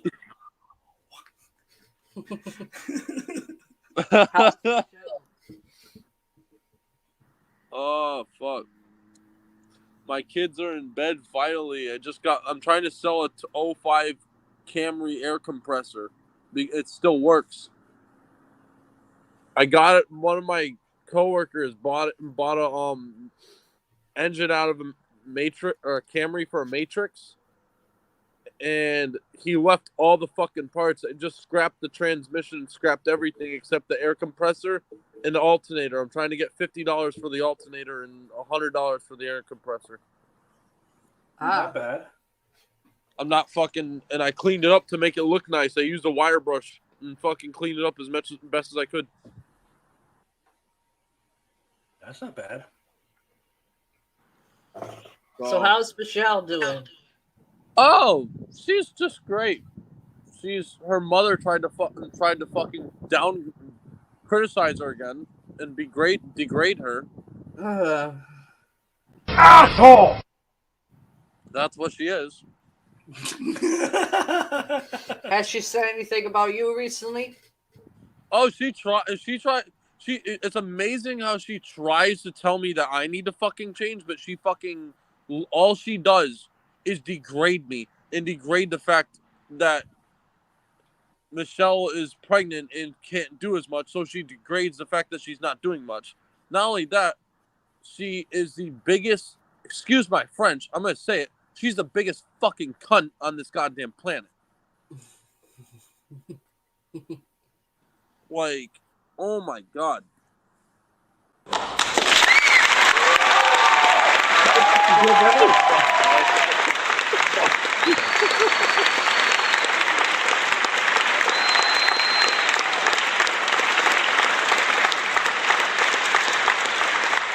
So I ended up, she tried calling me and Michelle neglectful. And I'm like, so you have Michelle having $9,000 in her in the savings account under your fucking name during the winter, and watching us struggle to provide heat for our kids is not neglectful when you could disperse the money. But just to prove a fucking point, you say, no, you figure it out on your own. Mm-hmm. I had to get we couldn't fill our oil tank. I had to get electric heaters in the house. Yeah. And that ranked the fucking monthly bill up to $450 a month on electric. Damn. Yeah. When she could have dispersed $9,000, she could have dispersed, filled the tank 3 times, and it would have lasted us the whole fucking winter. Hmm. Now what?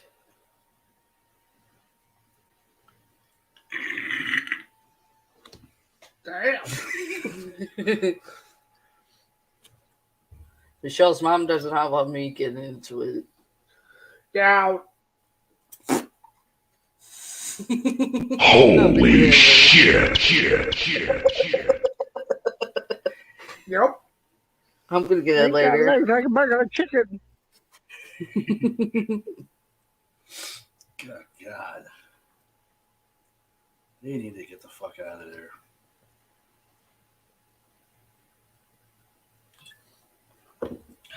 That, or we need to find a big ass bag of fucking money or somewhere. Go buy a big ass house. They could live upstairs, we live downstairs. Be one big happy fucking family. And they won't have to worry about shit. That could work. I'm here. Damn, he needs to shave. He looks scruffy. You need to shave, David. I know. You need a fucking haircut, too. No, the hair's fine. The hair's fine. Oh. He uses that to do the pistons. Just takes the piston out of the thing and just nice and clean. That's all. I don't know if I should trust this fucker with the fact that she's sending me a code to sell this air compressor, but I'm going to try it and see what fucking happens. Who? I'm trying to buy and again, somebody just sent me a text like asking if this air compressor is actually, if I'm a real seller. And she's like, I send you a code to see if you're a real seller. I'm like, go the fuck ahead. Why the hell should I? Be careful. Yeah. I'm gonna be careful. I'm not retarded. I'm not gonna send him a fucking air compressor and lose out on $100 plus the fact that I'm not getting paid for it. Like, I'm not gonna lose. I'm not being retarded on that. No, the reason why he's saying be careful is because of the code. You don't know if it's a little hack. And there he goes. But no, I find it fucking stupid that the fact that people send me codes. I send a 6-digit code. Check your phone message. I don't fucking trust this. Don't trust it. I'm gonna look at the code and see what. I've never had. You know what? I wouldn't even open it. I'm not even going to, because I know how to sell shit on Marketplace. I've never had to send. The last thing I sold in Marketplace, I didn't have to ask for a fucking 6-digit code, so they can kiss my ass.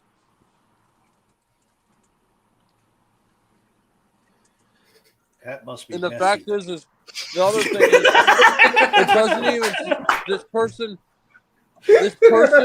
doesn't even 413-654-0889. Send. The fuck you mean send? Are you even English, dude? Probably fucking some. Yeah, right. Don't. I'm not racist, but this legitimately sounds like some Indian dude sitting behind a fucking computer saying, "Oh, I'm gonna send you a code." I ain't got legs. I can bug a chicken. It's a fucking wetback. Like fucking. Does it say retarded on my forehead? Mike, don't answer that, asshole. I ain't got legs. I can bug a chicken.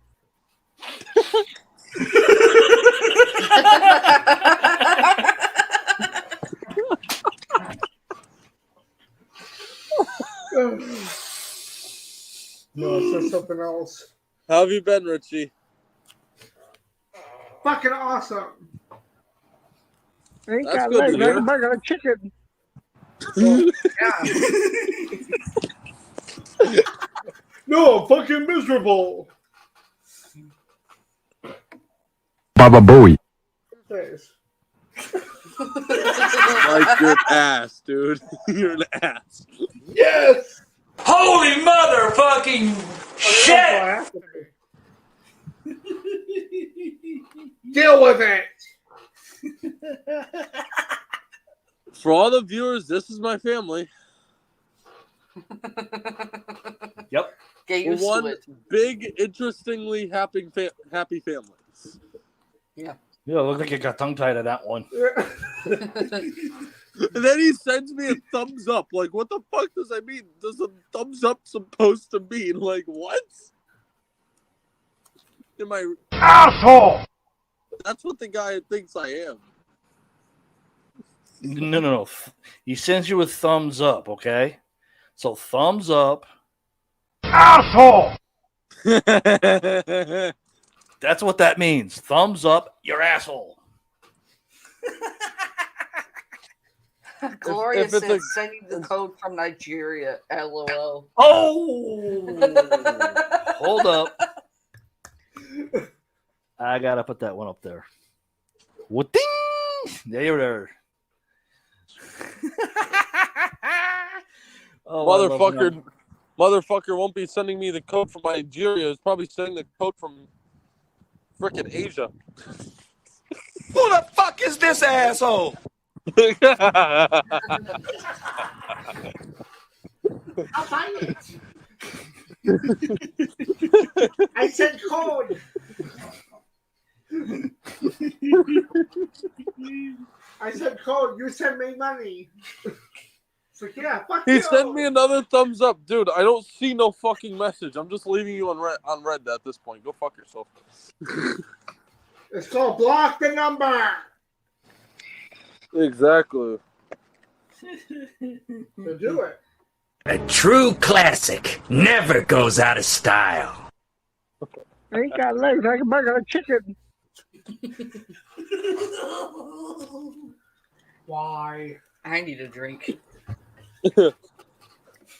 I need more than a drink. I need 5 drinks.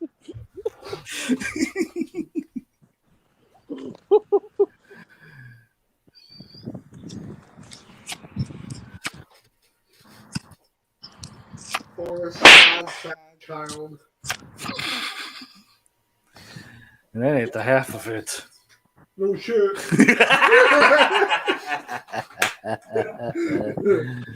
Holy shit. Fucking Christ, I have 2% in my phone. I have to get my charging wire out of my car. I have to go to the back porch because I can't smoke inside with my kids. Fuck. Well, that's going to be a long trip around the house. Yeah, no shit. Oh, David, cut my hair. It looks good, Mom. Guess who did it? Richie? Buddha. Richie, I thought you were a good barber, man. Oh, don't go there. Hold up. Where is it? Wait a minute. Asshole! Like, shit, I thought you were a good barber.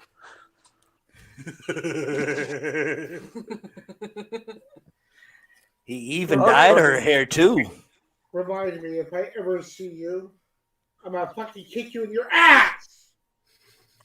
You're gonna have to catch me first. I book it. He I'll can be run booked. fast too, David. That's made to be seen with his jelly roll. Just remember, him and I both got jelly rolls. I know. So it'll be Maine to be seen. Where the fuck is my charger?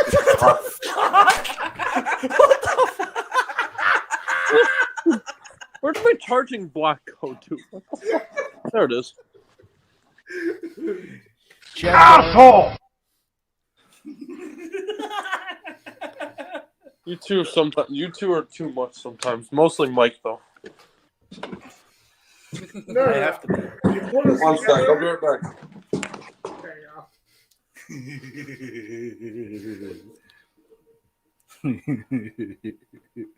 I have to be. Aha! We're looking at a door and a ceiling. What are you doing, David? He's trying to find his charger because his phone's on 2%. I ain't got legs like a burger chicken. Well, he's That's looking why for when you're that. at work, you charge your fucking phone.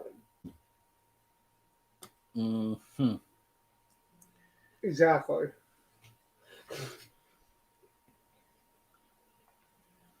Oh, good Lord. Read your screen.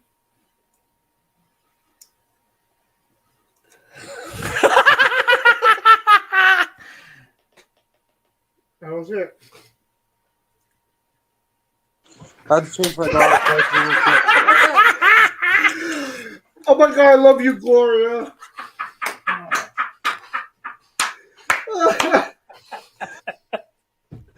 If he does, Oh my the only God. thing he's gonna get is some random new chick on fucking Google.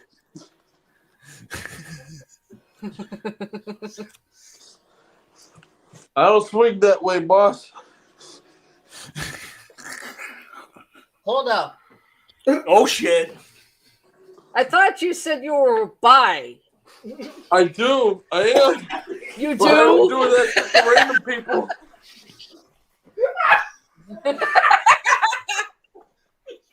You do. I am. What is it? You am? Holy shit. He is. Uh-oh. I hear whining. What's Amy crying about?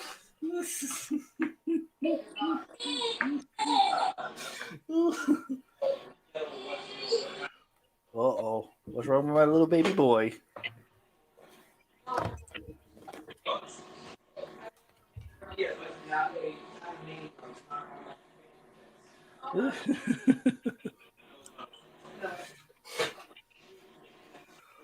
Oh, good Lord.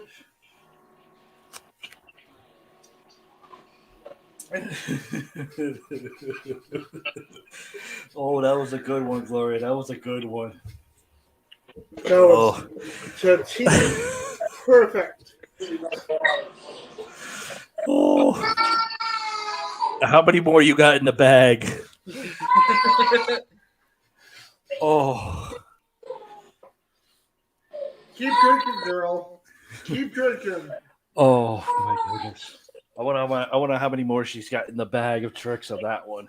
Oh, I'm pretty sure lots. Oh, I love it.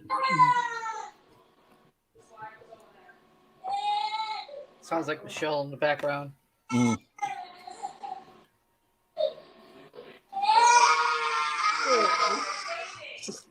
Sounds like someone doesn't want to go back to bed. Yeah. I'll be back on in a few minutes. I gotta take care of something. I'll put you in the green room. Ah! I went to put him in the green room and he pops off. He's a dog.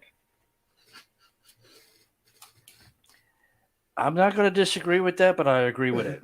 All right.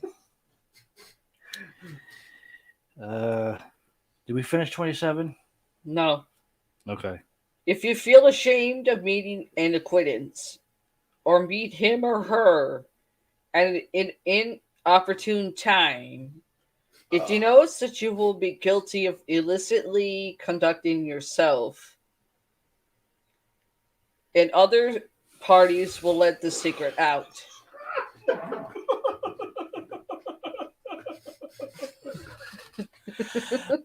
I'll put that one back up so he can see it when he pops back on. So just remind me, Gloria. Oh my god.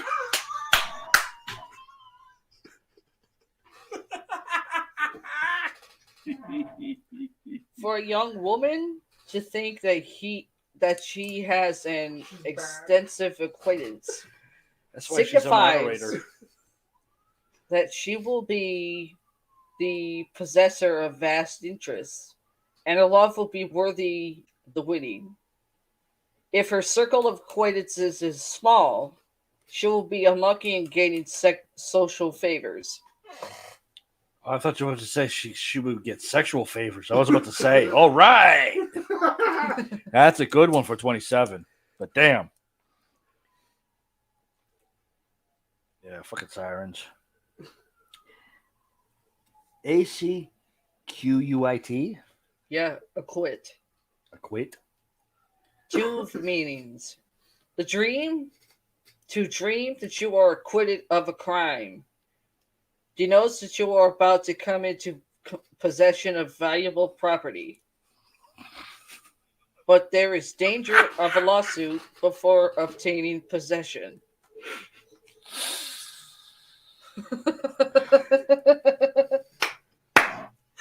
Oh, our moderator's on a roll. I love it. To see others acquitted, foretells that your friends will add pleasure to your labors. After dreaming of acquaintances, you may see or hear from them. That sounds like a sexual innuendo in every category.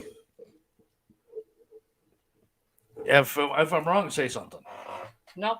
But it doesn't fit the dream sequence. It just fits the sexual innuendo sequence. A sexual fantasy. And not the right way either. How so?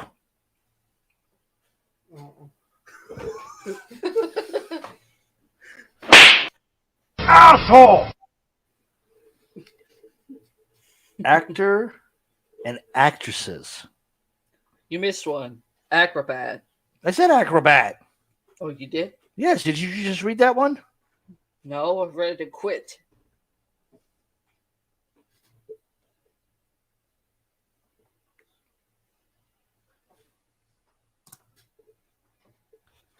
To dream of seeing acrobats denotes that you will be prevented from carrying out hazardous schemes by the foolish fears of others. To see yourself acrobating, you will have sensation to answer for, and your existence will be made almost unendurable by the buying of your enemies. To see women acrobating denotes that your name will be maliciously, slanderously handled. Also, your business interests will be hindered. For a young woman to dream that she sees acrobats in tights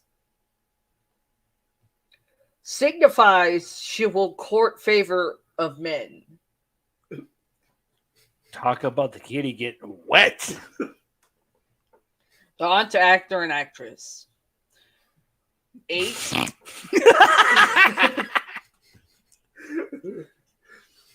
Eight meanings. Oh, shit. To see in your dreams an actress denotes that your present state will be one of unbroken pleasure and favor. To see one in distress You will gladly contribute your means and influence to raise a friend from his fortune and indebtedness.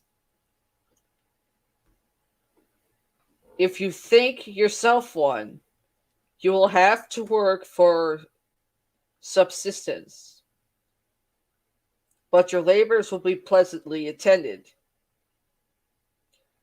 If you dream of being in love with one, your inclination and talent will be allied with pleasure and opposed to downright toil. To see a dead actor or actress, your good luck will be overwhelmed in violent and subordinate misery. To see Chucky? them wandering and penniless foretells that your affairs will undergo a change of promise to threatenings of failure. To those enjoying domestic comforts, it is a warning of revolution and faithless vows. A true classic never goes out of style. For a young woman to dream that she is engaged to an actor or about to marry one foretells that her fancy will bring remorse after the glamour of pleasure has vanished.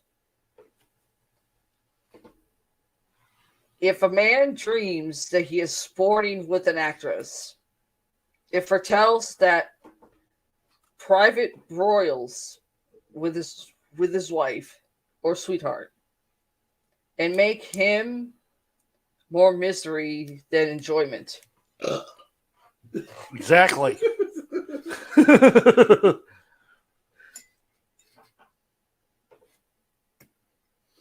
Baba Booey.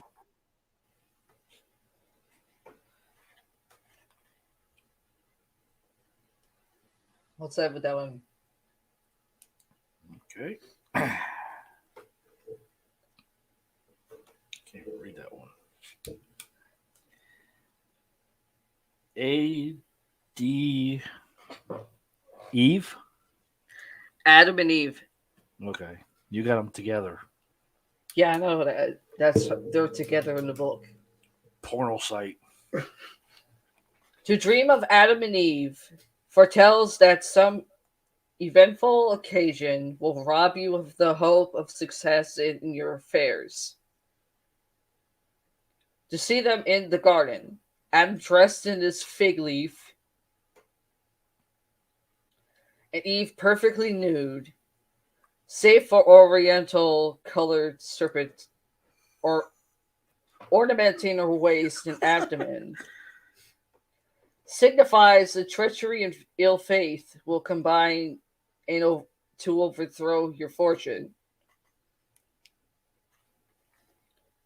To see or hear faith. She fucked up. Take a shot. To see or hear Eve conversing with the serpent foretells that artful woman will reduce you to the loss of fortune and reputation. Adam was Eve's pimp, and she was the slut.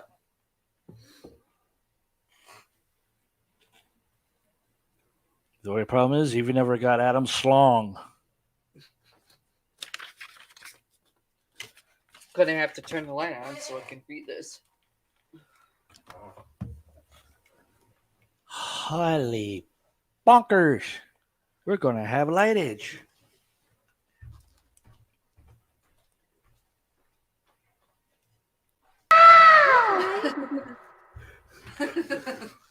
Sorry. Blinded by the light.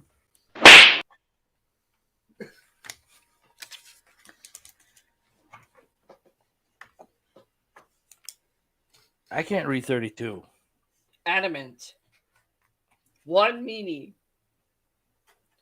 To dream of adamant denotes that you will be troubled and defeated in some desire that you held as your life.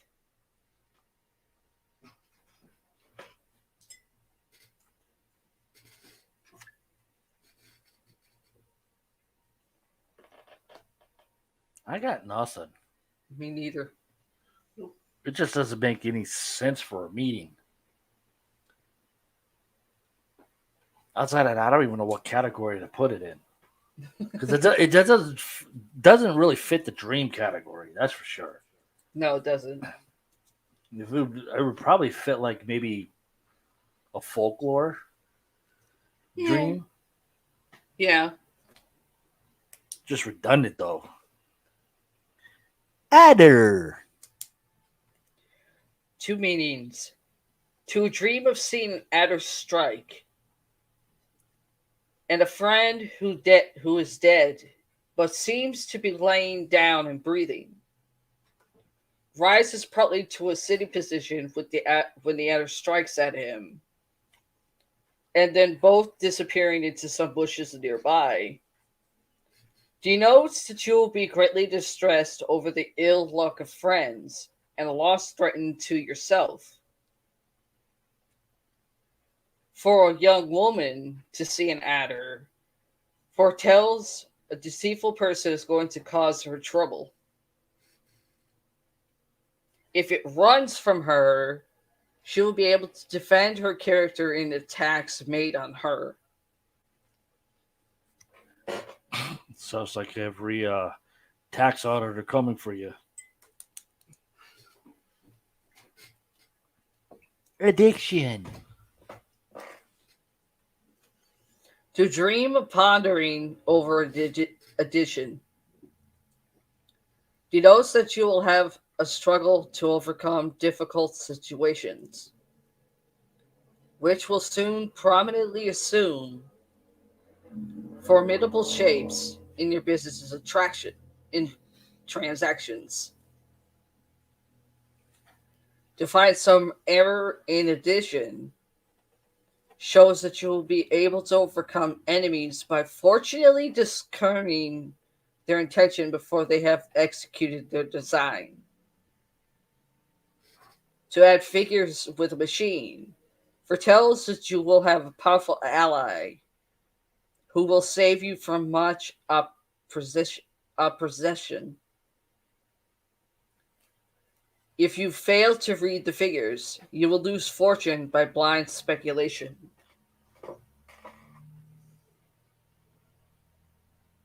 Got nothing.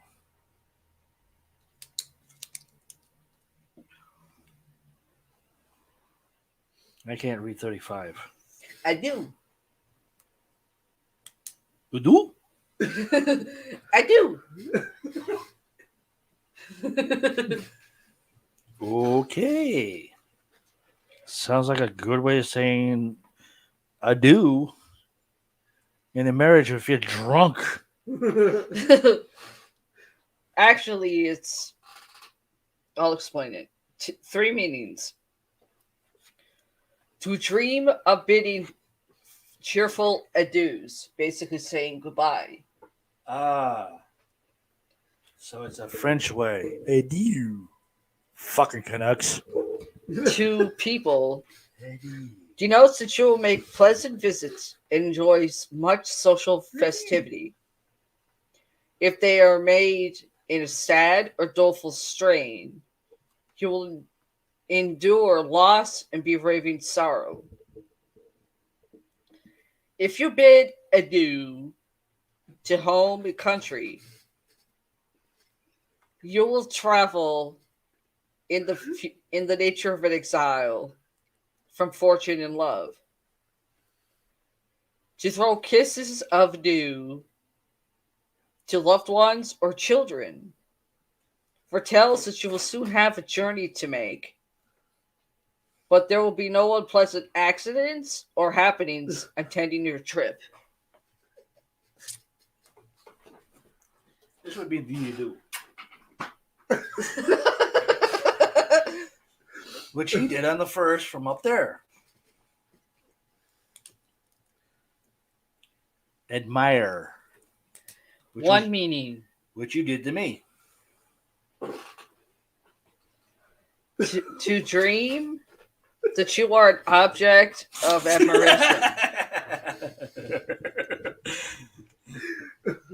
Denotes that you will retain the love of former associates, though your position will take you above their circle. Well, I don't know about that one. Admonish. To admonish your child or son or some young person, denotes that your generous principles will keep you in favor, and fortune will be added to your gifts.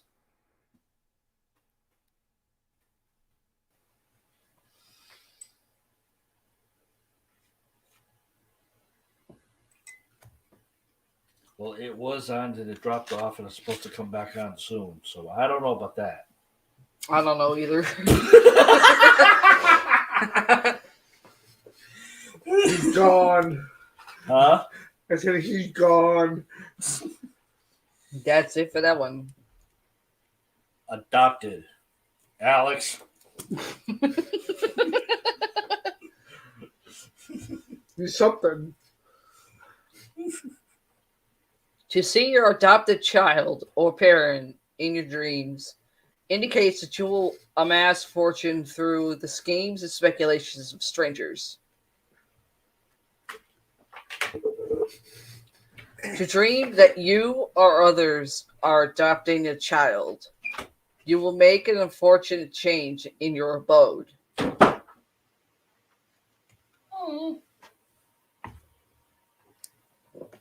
Well, if we ever end up getting a full house, that's what Paradise wants to do is adopt a child. I know.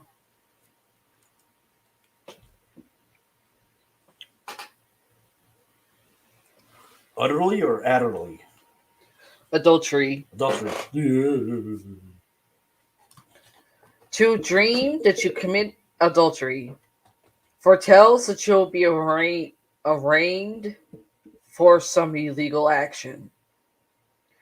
If a woman has this dream, she will fail to hold her husband's affections, letting her temper and spite overwhelm her at the least provocation. If it is with her husband's friend, she will be unjustly ignored by her husband. Her rights will be cruelly trampled upon by him.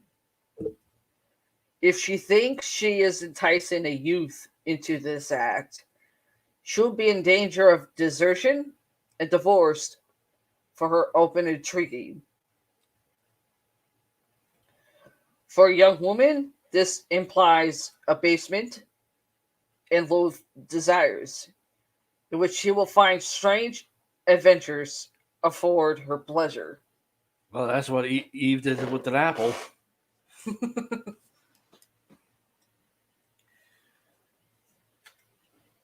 I can't read 40 or say it, but I think it's Adulation. Adulation. Thank you.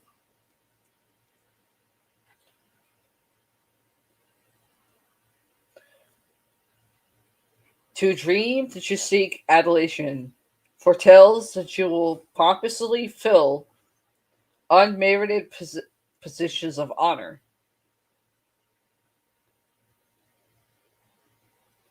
If you offer adulation, you will expressly part with some dear belonging in the hope of furthering material interests. It is always good to dream that you successfully resisted any temptation. To yield is bad. If a man chooses low idols, vampirish influences will swarm around him, ready to help him his nefarious designs.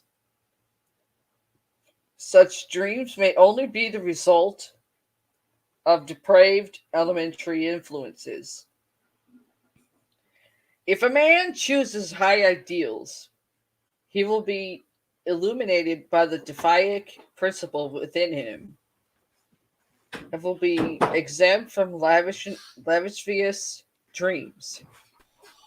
The man who denies the existence and power of evil spirits has no arcana or occult knowledge.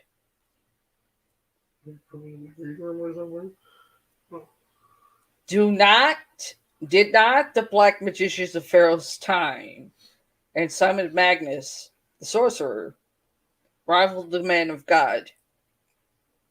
The dreamer of amorous sweets is warned to beware of scandal. He did that last night with our couch.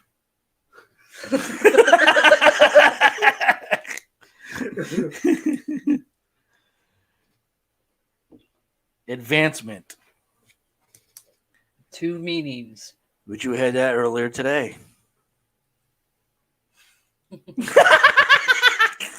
went right for her head.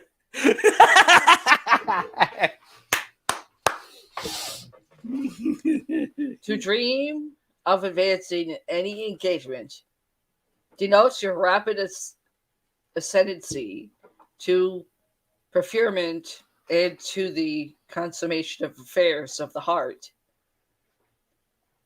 To see others advancing foretells that friends will hold positions of favor near you. Like I said, you had an advancement. Ain't got legs like a burger chicken. And she misses her mouth by putting the bottle in the hole. Wow. Adventurer. I think that's me. Yes, that was you. On the first all the way down here. That was one hell of a trip. To dream that you are victimized by an adventurer proves that you will be an easy prey for flatterers and designing villains. You will be unfortunate in manipulating your affairs to a smooth consistency. Well, that didn't happen on the first.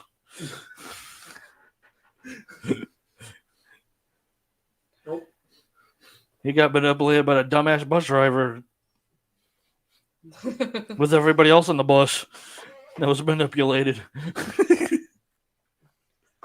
For a young woman to think she is an adventuress portends that she will be too wrapped up in her own conduct to see that she is being flattered into exchanging her favors for disgrace.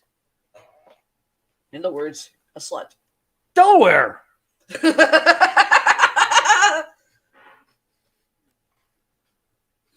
Los Angeles. Sheffield. Mom.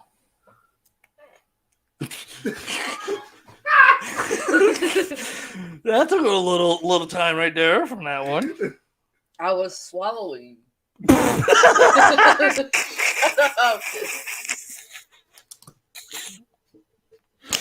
Wow, she forgot to shut that door quick.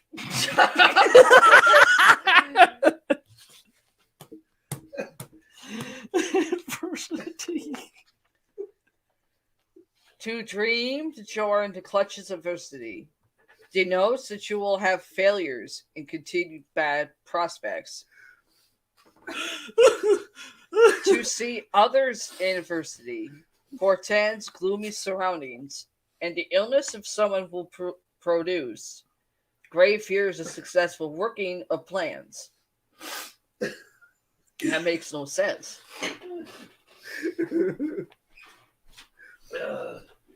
My lord. Produce. Think. Ow. Think of the word adversity and produce.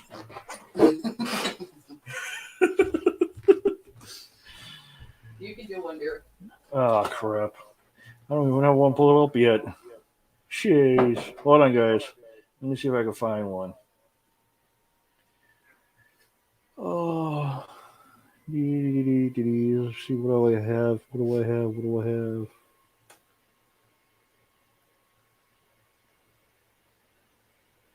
Oh. Okay. Let's do this one. Oof. Wrong here, bud.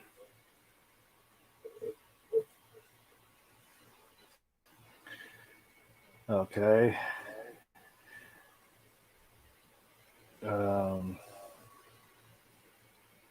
Come on, cut it out. My thing's being stupid. Okay. We all know about UFOs and jellyfishes, right? Well, here is something about a sighting of black jellyfish UFOs in Utah, or as I call Utah, at you backwards. UFO sightings come in several distant variations or distinct variations. There's a classic saucer shape beloved by Hollywood movies. The Tic Tac, quotations of course, described by military fighter pilots, the Black Triangle, reported by people all over the world, and even the glowing orb.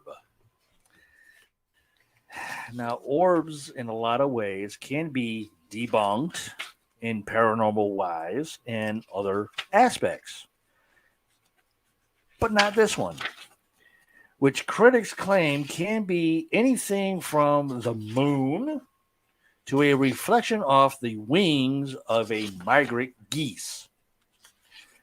And then there's the black jellyfish. And you can find this video on YouTube. Black jellyfish sightings are far more rare than other types of UFO sightings. And when they are seen, people are full of explorations. Right. In this video, a woman in Utah is shaken by her recent sighting. She claims she was driving home when she saw the object high in the sky. She says it was moving at an evaluation of at least 5,000 feet. That's pretty high to see something. Many people in the comments pointed out that she was likely confused about the height, even though she did see in the sky about above the mountains. If so, then she could have been seeing one of a number of commercially available giant jellyfish kites. What the fuck are jellyfish kites? I've never seen them. I mean, I've seen jellyfish kites as a kid, just flying a jellyfish around, but that high in the sky, I don't think so. Another opinion is that she was actually seeing a murmuration of starlings. These migratory birds can form fantastical patterns in the sky when flying in flocks and are occasionally mistaken for UFOs or even Demeters.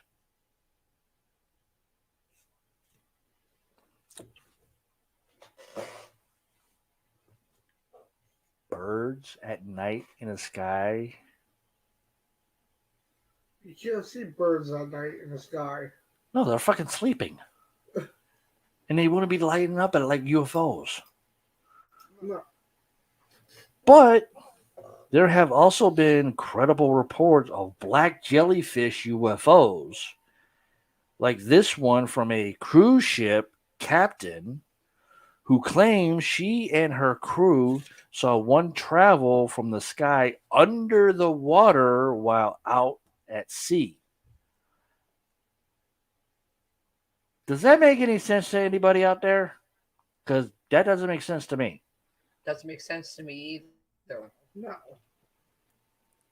If you're a cruise ship and you're on the fucking ocean, or the sea as they call it, how are you going to see a black jellyfish UFO that's supposed to be in the sky but underneath the water? Mm-hmm.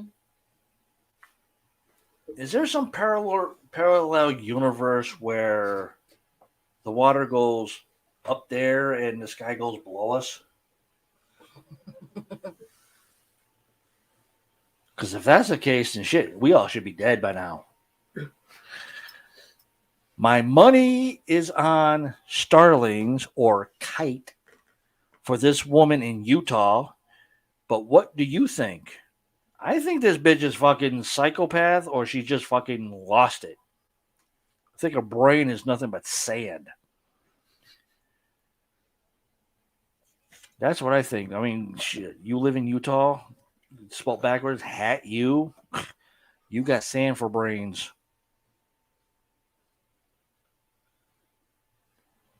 Because there's no way. Even a ship captain, a female ship captain. Yeah, I think this woman's got sand in her head. Nothing upstairs. Because how in the hell are you going to see a black jellyfish UFO up in the sky, but it's down in the water? I don't know. And then the water's supposed to be up there and the sky's supposed to be below you. And you're on a fucking cruise ship. That doesn't make any sense. I don't want to know what she's on. I don't want to have what she's on. That's why I don't go on boats. No. I'm definitely afraid of boats and I'm definitely afraid of flying. All right. You want to go back? I want to take a break, to be honest. My mouth is getting dry. Shut up. You open the door for it. Let's see. I will be back in a few minutes. Davey. What'd I miss? Oh. Oh, slap nuts. I'll be back in a few minutes. Oh boy. Okay, dokie. Where did I know I was talking about the Mario movie a while back, and I had a story about John Leguizamo saying something. Where did it go? Because I also had somebody ask me a question before about it. Nope, that's not it. I'll be right back.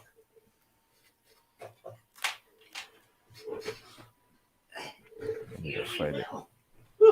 Bring me one too. Sure. That's, We throw these out. of You course. guys don't recycle them, do you? No. Okay. There ain't no recycling place around here.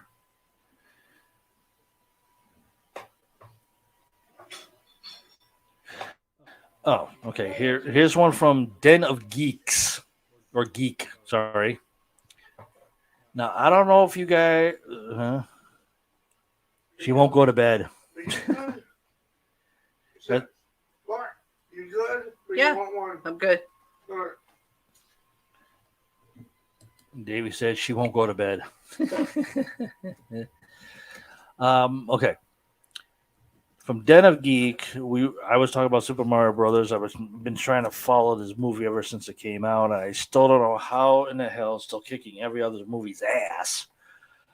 This one says, does the Super Mario Brothers movie have a post-credit scene, which is kind of ridiculous to even put out there, but I want to read it. There's no denying that Nintendo and Universal Pictures of the Super Mario Brothers movie is a vast virtual fest, especially for those fans who love Easter eggs. Yes, the movie is absolutely jam-packed with callbacks,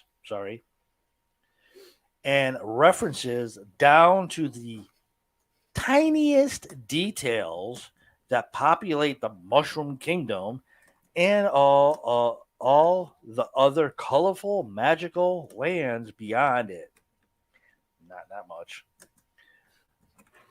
From fire flowers that sprout from the grassy plains beyond Princess Peach's home to a pack of multicolored Yoshis prancing around in a blank and you'll miss or blink and you'll miss it cameo to the DK rap and blue shells terrorizing Rainbow Road. There are tons of nods to Mario's past adventures, which is creepy. Easter eggs and nostalgia bait aren't the only modern blockbuster trends you'll find in the animated film either. In 2023, it's basically mandatory for your big tentpole. I don't know about that. Movie to end with a post-credit scene or two, and the Super Mario Brothers movie doesn't disappoint on the front. Once you've sat through the film's breezy story, and the Mario Brothers have saved both the Mushroom Kingdom and Brooklyn, the credits thank you with not one but two bonus scenes. I don't think we've seen the bonus scenes. No, the bonus scenes will probably be in the DVD. Probably. The first scene is just an encore of an earlier gag, while the Bowser of the movie, played by Jack Black, which did fucking excellent, Yeah, he did. is every bit the evil King Koopa we've come to know and love from the games. No. Sorry. Jack Black just did a little bit more better with a nice twist to it. King Koopa in the video games was more of a prick. He's also a bit of a romantic. Surprising how Jack Black threw that in there. That was a bit of a nice spin twist. Yeah. We learned that he's not just out to conquer all of the other kingdoms in this plane of reality. This Bowser is also hoping to finally find true love. In a way, it made me wanted to gag and put my head in a toilet bowl.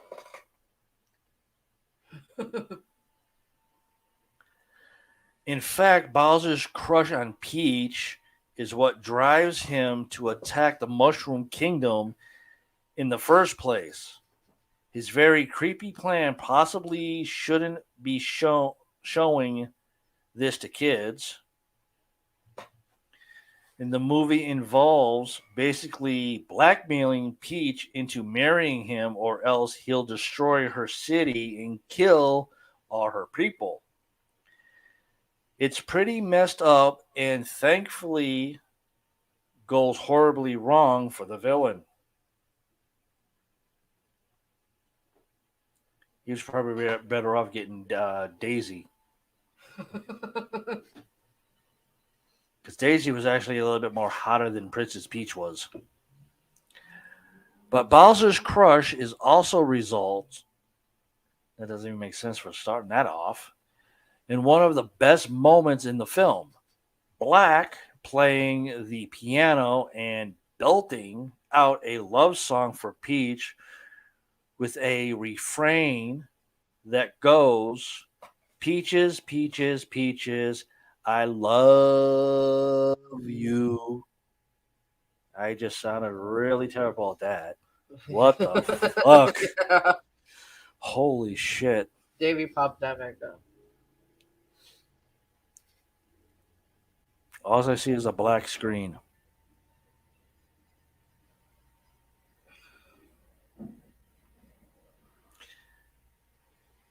It's a terrible song, but should get your kids cackling the couple of times the movie returns to the joke, including in the first post-credit scene. Once defeated and shrunk by a magic mushroom, Princess Peach imprisons him. But that's not stopping him from performing the song one last time for the Toad Guards in attendance. Mercifully, one of the Toads finally tells him to shut up, but surely this won't be the last time we hear Bowser sing for the love of his life. Barf.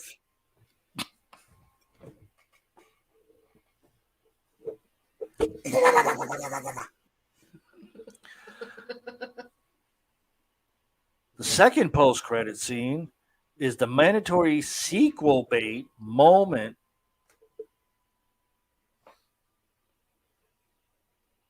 She's almost out. That was. Send me another link. Dave, if we're going to be going to eat. I'll send him another link. Don't worry.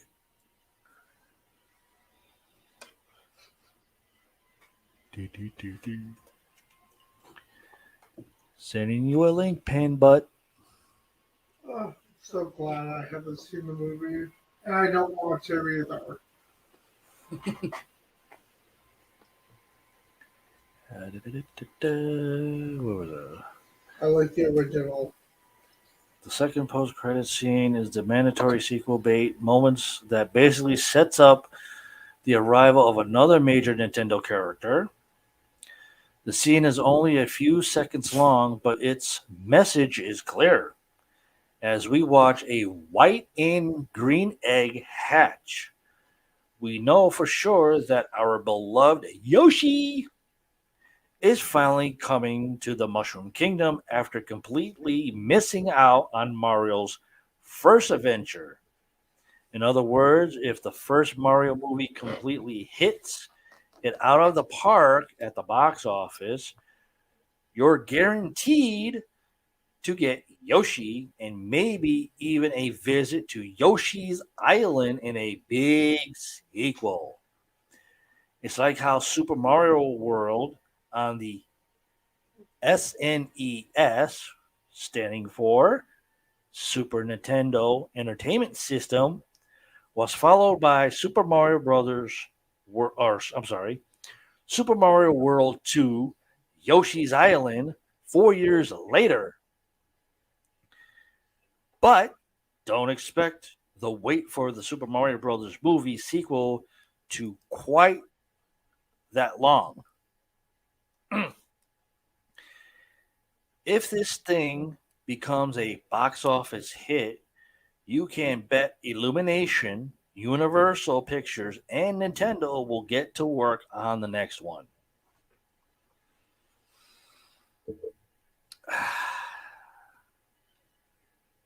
I really don't know how the hell that, like I said before, this movie got that fucking big. There he is. There we go. Finally. My daughter was screaming bloody fucking murder. Why? Because she wouldn't go, and she wanted Michelle. Michelle's not even home. Michelle's our neighbors right now. Oh. So what I had to do was I let her fucking cry. So I had to send my friends home because they were going fucking against my word. And then I finally let her cry for like 25 minutes, and then was like, not 25 minutes, like 10 minutes, and then went up there, comforted her, rocked her ass to sleep, and she fell right the fuck out. Passed right the fuck out. So I'm like, oh, wonderful. So you screamed bloody fucking murder for this long, but then you literally just needed that. And that Camaro woke my daughter up. She was basically out before. Ah. So how was work today?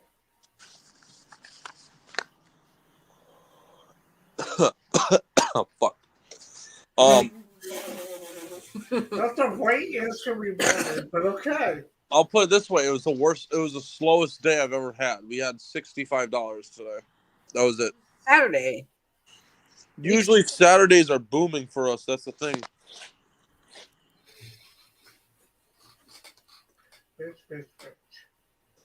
Not only that, I've been trying to get a hold of my district manager to try to get a promotion, and he hasn't fucking answered any of my calls. Won't even answer our store manager. So I'm like, what the fuck? Maybe he does. Maybe he thinks you're not ready. You are new. I know I'm new, but I know the system. I take appointments. Fuck my boss. When my boss has to go to the bank, he gives me the phone knowing that I already know everything. I don't know. It is what it is, dude. It is what it is.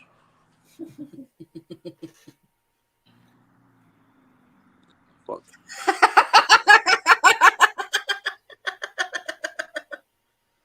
What? Nothing. Just a little joke that Gloria said. That's all. I know. I need to shave my beard. Hold on. This is what she said earlier. I can get to it. Come on. Wait, Richie, did I hear that correctly? You haven't seen the Mario movie yet? Nope. You should. It's amazing. It's really good. My son and daughter, we tried this was their first time going to the movie theater. We thought they were going to act like little assholes. Yeah. They sat through the entire movie beautifully. Every time Bowser came on, Avery was jumping out of his seat. All right, what was the last thing that we showed him before he had to jump off? Do you remember? No. Was it Nigeria pictures? Yeah. Okay. Nigeria pictures. Where did they see that? Okay. This is what she said. The only thing that motherfucker would be getting is a fucking pic of a team model from fucking Google. Yeah, and this was the next one. He better be paying my ass if I did. Here's another one.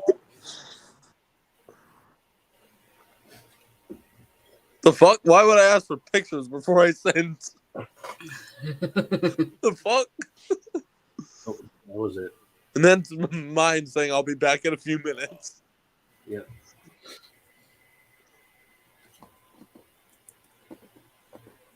That was it. Oh, wait a minute. And you know what's funny? I said yes. I literally, the last thing I said after all those messages, I said yes.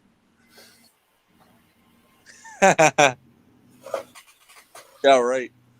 Yeah, definitely. I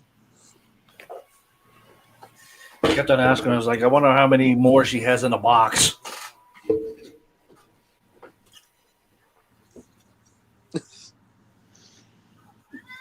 So Michelle's mother's starting her shit, huh? Oh yeah, she's been starting. Yeah. She wants me dead, dude. She fucking hates me. I'm like, whoop-de-doo. Congratulations. You want to kill me? Go the fuck ahead. Your grandkids will fucking go. Your grandkids will hate you for the rest of life, and you can go to jail for first-degree murder. Not only that, if you don't succeed, then it's attempted assault and what's the other one? It's aggravated assault and attempted murder. Yeah. Which one's a Baba misdemeanor and one's a felony. So either way, you'd be fucked anyways. So that's what Michelle told me. She already wants to kill me. I'm like, well, guess what? Tell her that she can fucking try and see how far she gets. She doesn't want The first thing I'll be meeting. The door be met with is me with a baseball bat in my hand.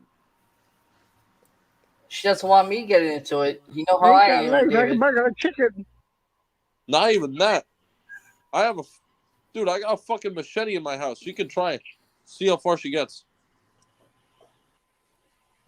Like, I'm not the type of person to fucking go off, but if somebody's trying to fucking threaten my life, I don't give a fuck. Your uncle just threw the word "excuse me." I bought it at Home. I thought it was fucking cool, so I bought it at Home Depot for like fucking $20. I thought it was cool. It's not even a machete. It's kind of like it's more like a 45-inch blade. It's not even big. You went the whole fag over and bought a piece of crap?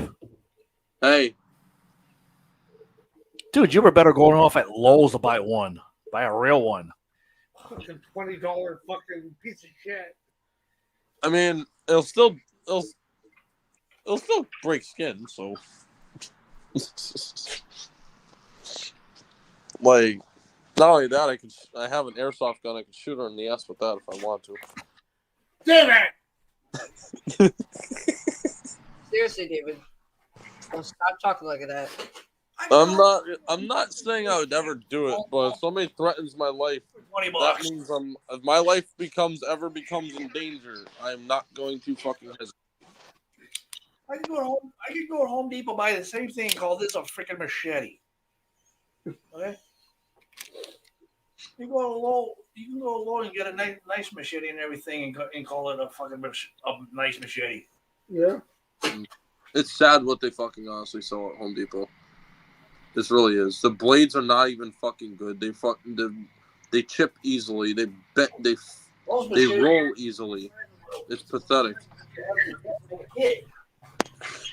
I hide that shit away from my kids though. My kids don't even know where that shit is. Like I keep wanting the machete in my closet by my door. It's on the top shelf. They can't even reach it. And my airsoft guns I keep in my bedroom on my top shelf in my closet. They can't reach that either. Good. They don't touch that shit, and I will never ever break it out, even if they were in front of me, even if they're around. It's not right. No. Like that's the type of shit. If a kid saw it and daddy with a machete, they would be like, "What the fuck?" They would be losing their minds. No, they would be saying, "Oh, daddy got a new steak knife."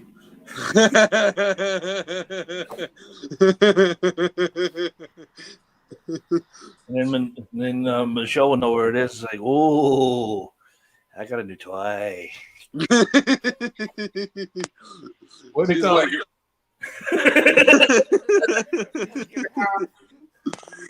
Fuck that. Lorraine about it. Where'd it go? He wakes up in the morning. Where'd it go? Honey, I wanted to play with you tonight. Where'd it go? I had it for breakfast, dear. I'm sorry. I need the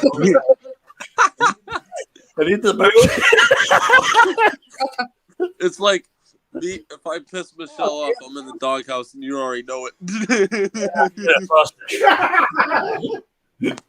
I can help you, other sergeant. That was spam. So we're laughing. You don't know what the fuck we're talking about. I do want. The only thing I will say is I want to go and try to apply for a firearms license, only because I want to be able to protect my family. Let's be real, a fucking airsoft gun ain't gonna do shit. I wouldn't get one. I'm sitting back. Like, if I were to get my firearm license, the first firearm I'd probably ever get is a Glock, because their ammo, it's a 9mm magazine, 9mm bullet, and those fucking things are stupid cheap. David? What? No. What? Is a Glock Not bad? Get a gun. No. To be fair, just Yeah, I'm doing that right now. Your father had one. This is mama. Well, yeah. First off, how did he get one? He's too fucking retarded. Fake ID.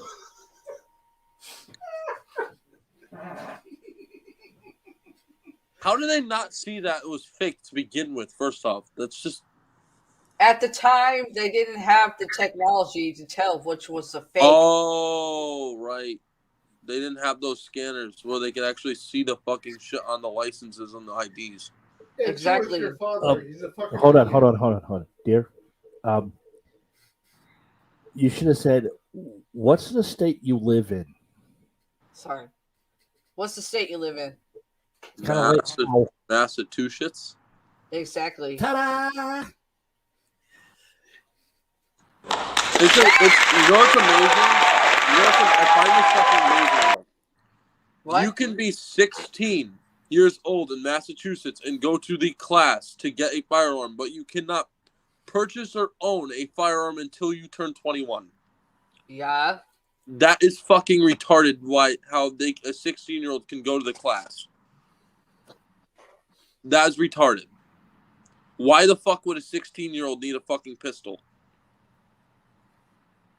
Why would any parent? First off, why would any fucking parent send them to a class where they can get their firearm license? Because they have sand for brain cells. I think you're being too fucking generous, Mike. You're being way too generous. What was it? No, oh my god. They don't have sand. They have microscopic shit for brain cells. Oh, sorry, Patches. Like there's no brain cell there. True. It's non-existent. That's true. Like there's no like you can't even say they have sand. They don't have sand. They have there's nothing there. Ain't got legs like a burger of chicken. What the fuck, Mike? Every time I hear that, I'm like, is that Richie saying that or is that just Very good. I got that from the last episode. How did you wait? He said that last episode, and you. Mm-hmm. I'm like, every time you say that goes off, I think Richie's hiding his mouth underneath the camera and just saying that into his mic. I can't tell. Nope. He said that in the last episode. And that saying's from a famous movie back in 1995. What movie? Let's just slap you. You probably should, but Okay. at the same time, I don't watch older movies as much as I used to. Okay. Now I'm really gonna fucking slap you. Okay, it had 4 greatest movie stars: Patrick Swayze, Wesley Snipes, John Leguizamo. The main producer was Julie Newmar. What was the name of the movie? Tu Wong Fu. John I need to Leguizamo watch that now. didn't say it. I need to watch that now. Now I feel like I'm fucking retarded. I didn't say it, but I agree with it. Of course you do. Not surprised. State of confusion. Exactly. Okay, I'll put it this way. No, nothing up there. The only older movies I used to, when Doug was raising me, it was Goonies, Gremlins, Turner and Hooch, Ugh. that movie with Uncle Buck. John Candy. Yeah. John Candy was fucking hilarious. I feel that when Doug told me he actually died of overdose, that fucking pissed me off because he was hilarious. That happens with some actors, David. No, I know. It happens with a lot of actors. Time out! Time out! John, Back the fucking train up. John Candy did not die from overdose. Died of a heart attack. Heart attack. You're thinking of Chris Farley. Oh! Shit, I got those confused. That's fucking. Well, due to the fact that both Big were card. due to the fact that both were fluffy, so What else? What other movie did Doug do? Have me watch shit. El Dorado, Rio Watch Bravo, shit. Western movies. Fucking El Dorado. Are you fucking serious? Hey, I'm not gonna lie. To me, some part of that movie was fucking hilarious. Parts of that movie were absolutely fucking hilarious. What movie? El Dorado. El Dorado. I'm not related to him. Mom is face bombing right now. She's like, "What the actual fuck?" He had you watch nothing but shit. He wouldn't know a good movie from if a fucking ghost came up and slapped him in the face. Not only that, you wouldn't know a fucking headlight from a transmission.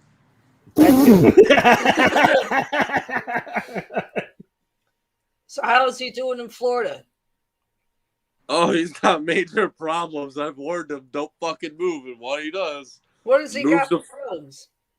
He's trying to find homeowners insurance right now and trying to find fucking car insurance and health insurance. He can't figure out what plan to go on. I'm like, you should have stayed in Massachusetts, dude. You're almost 80 fucking years old. What part of Florida is he in? Orlando? Nah, he's in Cocoa Beach. Oh God!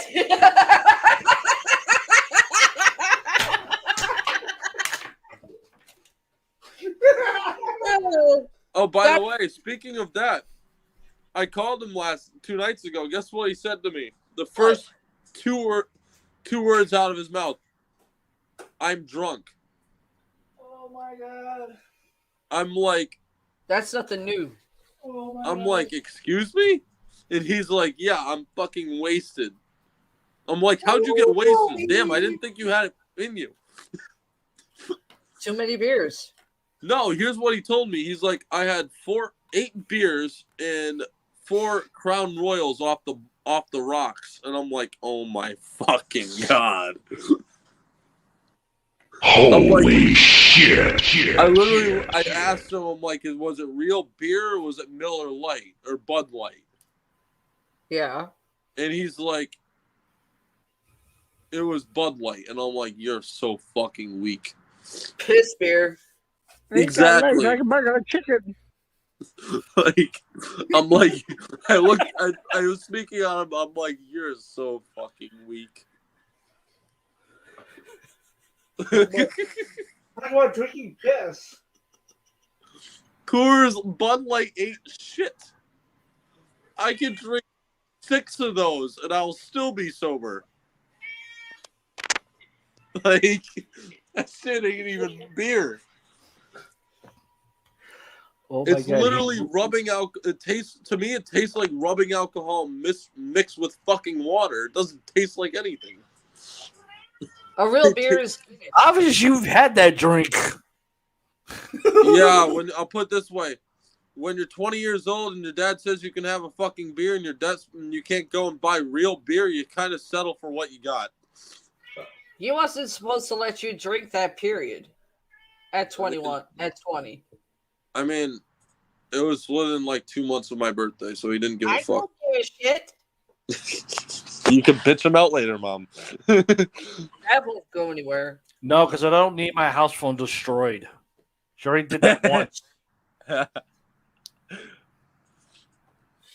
Well, just have her bitch him out on her cell phone. If she breaks it, it's on her. No, it'll be on me because I would have to buy her a new one. Fair point.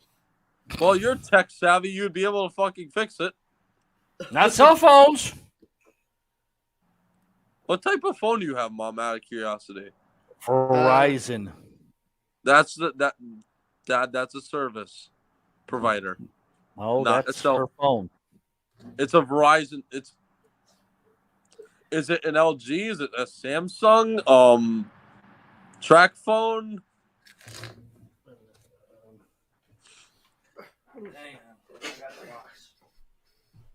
That's what I'm trying to say. Verizon's a cell phone service. Samsung? Yeah. He can fix that. The fucking phones are easy to fix. That's because your mother will never talk to that fat fuck. That's a good thing. She tried that too many times and it got her nowhere. Because he didn't listen. He doesn't listen to anybody but himself. I don't think he hears himself. I don't even think he knows himself, let alone hears himself. Like, No, we can't. All that fat is like seeping up to his brain. What brain? Okay. There.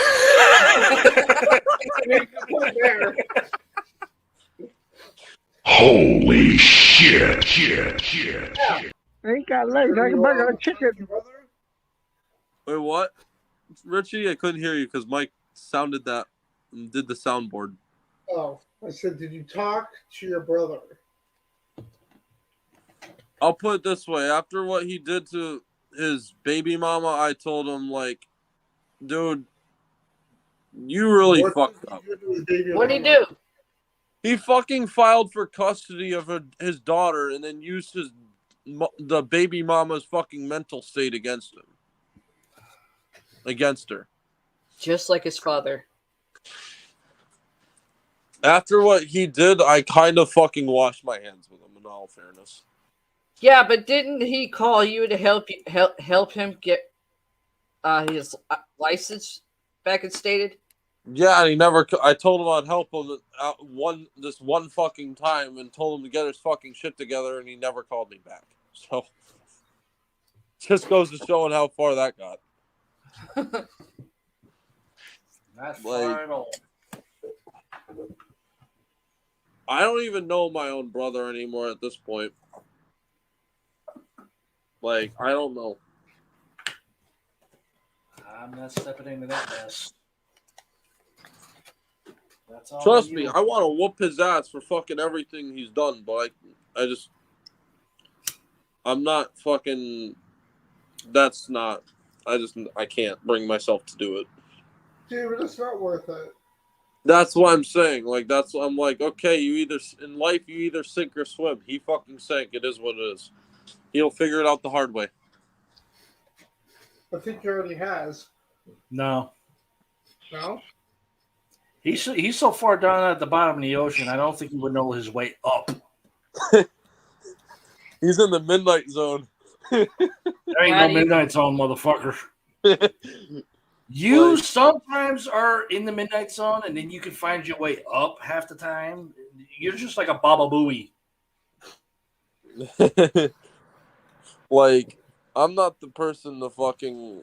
I tried telling him, like, dude, you can't be fucking if you have a daughter, you can't be fucking getting your license suspended. You need to be able to go to doctor's appointments, and if you can't get to doctor's appointments, guess what? What's the point of fighting for fucking custody for your daughter if you're just gonna lose her again anyways because you're retarded? Yeah, what do you say? He's like, I know. I'm like, then fucking get your act together. Stop being retarded. You're 18 years old. I'm not going to be able to save you, and fucking Kim won't save your ass to begin with. So it is what it is. Like, you got to fucking get your shit together. Fuck. I don't even know my own brother anymore. It pains me, but He doesn't know me, period. he knows of what happened somehow. He knows what happened. Apparently Kim fucking told him some shit, and I don't even know what she fucking told him. He wouldn't tell me. Probably bullshit. Probably. I don't know how she even knew of any, even if it is the truth in what she told him. How the fuck would she know? She wouldn't know. Kim? Exactly. Kim is fucking. Yes. Kim is Kim's Sean's adopted mother. Didn't I hear she was like a lesbian or something? Yeah. Yeah. I'm like, I literally asked Sean one day, like, what did Kim fucking tell you? And he wouldn't answer me. And I'm like, okay. Think what you want to think, but whatever Kim fucking tell you, she probably didn't tell you the fucking truth. The funny thing is, you know how we all hate Kim? Yeah. He fucking hates her too. Shocking! Kim's a fucking bitch. Kim's a literal bitch. What are you smoking? The cheapest shit you can fucking buy. And that's what? Lucky Strikes. Oh. Oh, bitch cigarettes. Well, he's lucky, but he ain't getting no strikes. Wow, 4 seconds and he caught that. Wow, that's a record. That is a record. I usually I go between Newport's, Lucky Strikes, Wild Horse, and Crowns. I don't buy I refuse to buy Marlboros. They're fucking dumb expensive. Did you hear that other part? You said Lucky Strikes, Newports, Wild Horse, and what was the other one? Crowns. Crowns. I never heard of those two. I never heard of those either. They're dirt cheap, and they're like $8. Well, the Lucky Strikes cost me like $8.25 a pack to where I go.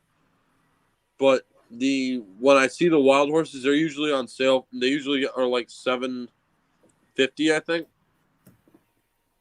Those got to be new cigarettes. Because I've never heard of those before. They're dirt cheap. I've heard of Lucky Strikes, because that's everywhere. I've heard of of course, Newports. But the other two I've never heard of. Those got to be brand new. Look them up. Because I've never seen them up north. Shit. I smoke the cheapest fucking cigarettes you can buy. When I run out, I try to buy a bag of tobacco and I just do rollies, but I fucking hate rollies so much to the point where I don't even buy it. I used to, and I don't even do it anymore. I hate the taste of a hand rolled cigarette. It tastes like fucking garbage. You get what you can get. Yeah, at the same time though, if I can't afford cigarettes, I don't buy tobacco. Because I'm not you buy weed. Well, I get like a 5.5 gram pre-roll for $4, which ain't too bad. Fucking INSA. That's a fucking deal right there. Shit. I go to Hecka in Westfield. It's like 2 minutes up my house, up my street. What? Hecka? That's a new place. It's a new place, and it's a new dispensary in Westfield. It's right. You know where Barnes is? Yeah, I know where that place is. That's been there for years. You know how if you go past over the bridge, I-90. Yep. Yeah. You take that first right. It's all that first right on that street. It looks like it's in no man's land, all the way at the fucking end, right against the gate where the airport is. Oh shit! Wait a minute, is that airport still in operation? Yeah, Barnes is still in operation. I took my kids to the air show. I took my kids to the air show literally 3 weeks ago. Wow. I thought the airport shut down like 4 years ago. Nah, they've been... Well, during COVID, yeah. All the airports were shut down during COVID, but when fucking when it got less and less over here, everything started opening up again. Shit. But no, Hecka's right next to basically right next to the airport. Damn. Yeah, I know Westfield very well. After freaking seeing the prices of Hecka and then INSA, for a half gram pre-roll at INSA, it's like $9. Damn. And I'm like, fuck that. Is that smoke shop still downtown there? Smoke shop? Which one? Okay, is it like right across from McDonald's? No. If you're in like downtown where the Rotary is, and you take that right, like you're heading. Is it a vape? Was it a vape shop originally? Yeah. No, it's still there. Oh my god, I'm surprised. That shit's still there. I'm surprised. I figured there's another smoke shop right across the street from McDonald's in Westfield, right on the end of the hill. Wow. Because I know if you're coming towards West Springfield, you got Walmart there. Oh, And then yeah. you got, if you keep going past that, you go towards Home Depot, and then you got Big Y on the left. Yep. And you go to center of town, it's that one that goes onto, I don't remember that there. it's the one that goes towards McDonald's. Because if you're coming from like West Springfield to Westfield, Yeah. you keep traveling. You go by Walmart, which is like on the left hand side, and you have like what used to be like a hospital on the right, because it's like a hill there. You keep going straight down. You get to this like little shopping center. You get like McDonald's, and right behind McDonald's used to be Bigford's, which used to be the old Abdal Big Boys, like a little shopping mall. Yeah. I used to go there every time. Oh, by the way, speaking of shopping malls, fucking Eastfield Mall just went out of business completely. Finally! Yeah. Finally! Dude, it was going downhill for fucking years. That's because they charged so damn much for rent. There was no stores in there. The reason why was because the rent was so high. If they lowered the rent just a little bit, fucking Eastfield Mall would still have a bunch of stores, but it finally went out of business because the rent's too high. Thank God. Fucking right across the street used to be like Leachmares and Bradley's and KB Toy Stores and shit, and then they moved over to Eastfield Mall. I was like, this store's going to go out of business sooner or later. I figured it was going to go out like in 2000. Fucking still there. It was there until this year. They did their last fucking day. The Eastfield Mall, the last day I think they're open is the end of this month. Like towards the end of this month, and then it's just done. It's going to be abandoned. Because I remember Showbiz Pizza. They turned it into Chuck E. Cheese. It was like, oh my God. They had the cinemas in there too, and they went out of business. I think the cinemas in the Eastfield Mall went out of business first. Honestly, nobody fucking went. Nobody went to it. Nobody probably even knew it was there. Because you got if you go into on Riverdale Street, you know where the cinemas was. They had one on the right hand side of Route 5, and you had one on the left hand side of Route 5. If you go towards if you're going towards Kohl's, it's on the left hand side. If you keep going up Riverdale, it's on Riverdale Street. Yeah, going towards Hoyoke. Yeah. Yeah, that's the right-hand side. That cinemas is still there, believe it or not. Yeah, that's on the right-hand side. That's right after 84 Lumber. That's gone. 84 Lumber's gone. Damn! 84 Lumber hasn't been there in years. Holy shit. That shit got... It went 84 Lumber, then the cinema... On the right side, on the left-hand side, it was the cinemas there. Yeah. And everything. Then it went. You remember that billiards? You remember the billiards place next Raymore and Flanagan? That's gone. That's gone. They converted that shit converted into a seafood restaurant. What is the name? I fucking don't even remember. But no, they freaking converted that shit into a seafoods restaurant. You know how there's a, like, you know, at the intersection going, between Stop and Shop and then on the other side? Yeah. Well, a CVS was built there. Damn. Right next. They fucking changed a lot of shit over there.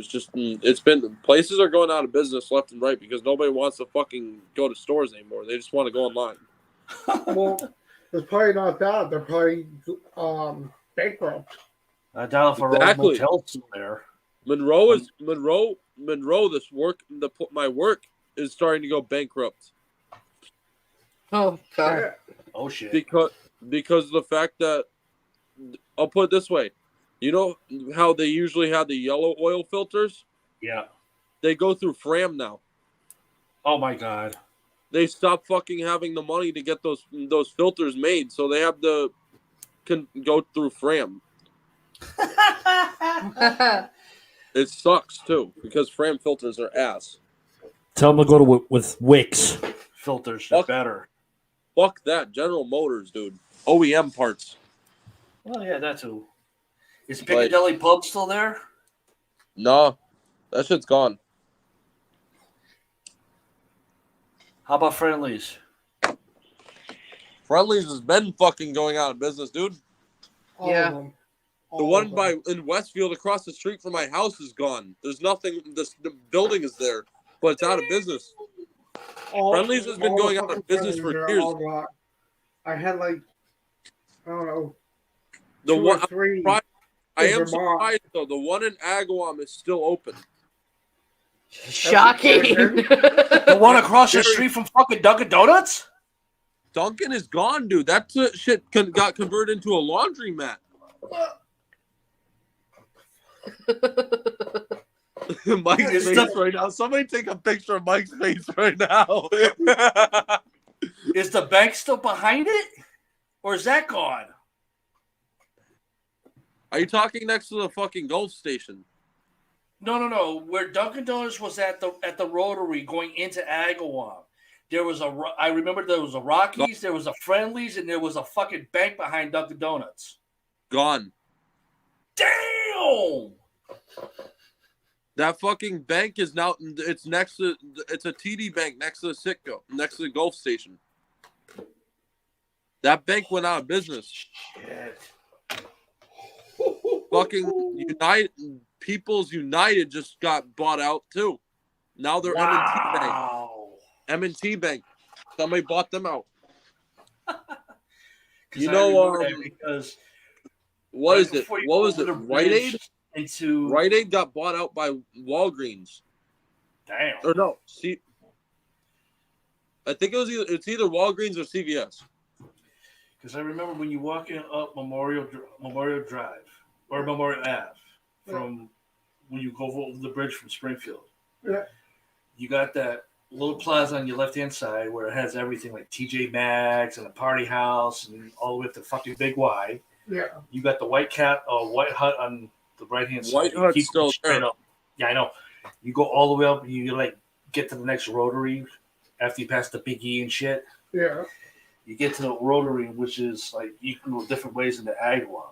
If you take a left, you're on Main Street going into Agawam, going all the way up to where Riverside is, which is now 6 Fags on a dike. My best friend lived in that house on there, not that far. You had Dunkin' Donuts over here. You had the bank behind it. Across the street, you had Rocky's Ace Warehouse. Oh, speaking of fucking Friendlies, if you keep going straight, you're going into Feeding Hills, where I used to live right on Feeding Hills Road with my friend Steve, which was also one of my friends at the radio station, which I had a fucking fill-in for every Friday night from 3 to 6 a.m. You know that gas station by Parada's? Yeah. Parada's, that's gone. Holy shit. Dude, that fucking went out of business in 2010. That's been gone for 13 years now.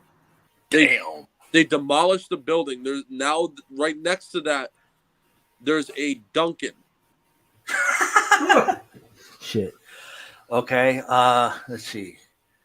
If you keep going up Feeding Hills Road, all the way at the end, across the street from Stop and Shop, there was the Blimpies and there was the Dunkin' Donuts and you had Stop and Shop. Yeah, I remember those. No.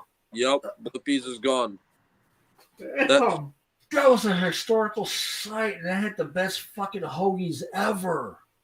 Dude, also, you know the pink elephant? You know the pink elephant on River Road? Yep. That's gone. That's now an auto shop. Damn. That shit went out of business in 2008. Damn. There's a lot of shit that's been going out of business. A lot of fucking places have been going out of business in the past 13 years. What was that pizza shop in Agawam that we went to? Nicky's? Yes. Yeah. Nicky's is still there. Oh, thank God. It's like, I just care about my pizza, man. That's all I give a fuck about. Shit, that's where we would go after Riverside every night. Right over to fucking Nicky's. Trying to think, because there's a lot of places that went out of business. Jesus, you know that place right across the street from Prada's? Yeah. What? The business that was there went out of business. And they bought the pizza. It was a grinder shop. Now it's Boston Bay Pizza. Oh, They didn't go back to Boston. Good night, Gloria. Have a good night. Night, Gloria. Oh, that's the nastiest fucking pizza ever. Yeah. And I'm surprised though that's still in business and their food is shit. China Star. I'm very shocked. Their food is crap. I'm surprised they're still in business. I'd rather lick a fucking mortar pan off of a fucking Lexus with a busted axle. That's been sitting in Moreau's parking lot for 80 years. I've heard of that place, and I heard bad things about that. Dude, all their fucking seafood is literally in the fucking freezer. It's been, you don't even know how long their food has been sitting there. They don't tell you. Oh. It's nasty. It's absolutely nasty. You know, Utopia? Yeah. That's gone. Really? Yeah, that got converted into a salon. Oh. And Giovanni's, obviously, it's still fucking there. I mean, they've been there for years. But no, there's a lot of places in Agawam and even in Westfield and West Springfield that have gone out of business because they can't keep up. You know how Mock Auto used to be over across the bridge by next to the Gulf Station? That fucking place? That car auto sales place, that moved down. That guy was a fucking criminal. The owner moved it down farther, right next to, I believe, the tire place next to Jiffy Lube? Yeah. He's right there. And now another company just bought that lot. You know that hotel that was right across the street from the original owner place? Yep. That's demolished. There's nothing there. There was like what, eight motel or something like that. That was our favorite place. Yeah. There was a lot of places, dude, that just went out of business. They can't keep up. Ever since COVID fucking hit, they couldn't recover. Damn. That was our favorite place. Toys R Us went out of business completely. That was our favorite motel that we went to where we broke the beds a few hundred times. Yeah. Thank you for that image. Ain't got legs like a burger of chicken. It's just ridiculous. I have never seen businesses go out of business faster than it did when COVID. Because COVID fucked everything up. Uh-huh. Literally. You know the McDonald's in the Holyoke Mall? Yeah. That's gone. Thank God. Thank God. They just went out of business this year. Thank God. I was hoping they would go out by 2010. Them idiots couldn't fucking make a burger if their life depended on it. Yeah, really. I never got McDonald's from the Holyoke Mall. Whenever I went over there, it'd literally just be for a soft drink. Yeah, it's like, here, have a flat cake. That ain't no flat cake. That was a rat cake. What's another place? Every time I went to that mall, I just went for the Chinese place. Oh, you know how Town Fair Tire used to be? Well, Town Fair Tire is still there, but you know how there was a place next to Home Depot? Home Sleepover, yeah. Yeah. That's an LASIK center now.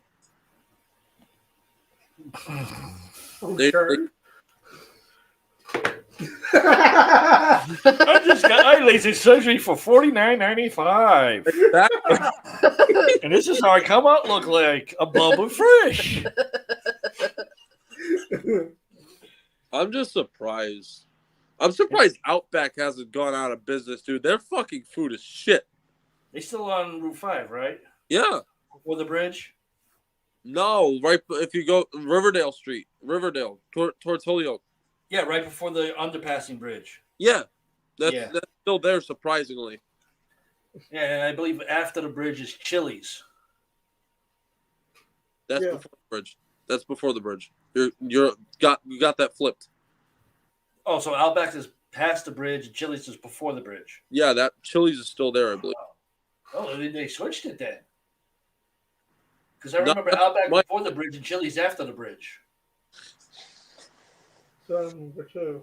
Yeah, so they must have switched it. trying to think if there's anything else any other changes they What did. about Olive Garden? Olive Garden is gone. Thank you. No, wait, which one? The one in Wilbraham or the one in West Springfield, Holyoke? Well, West Springfield towards Holyoke. That one. That one's still there. The one in Wilbraham went out of business. Wait a minute. There's also one on Boston Road. You're gonna also be surprised. 99 in the Holyoke Mall also went out of business. Remember, there was two Olive Gardens. There was one in West Springfield, and there was one in Boston Road. Yeah. The Boston Road Olive Garden went out of business. Thank you.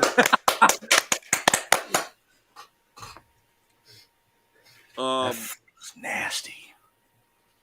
It depends on where you go. I mean, when me and Michelle went to New York, the food was really, really fucking good. Olive Garden in New York, in Times Square, New York, is fucking amazing. It was actually really good.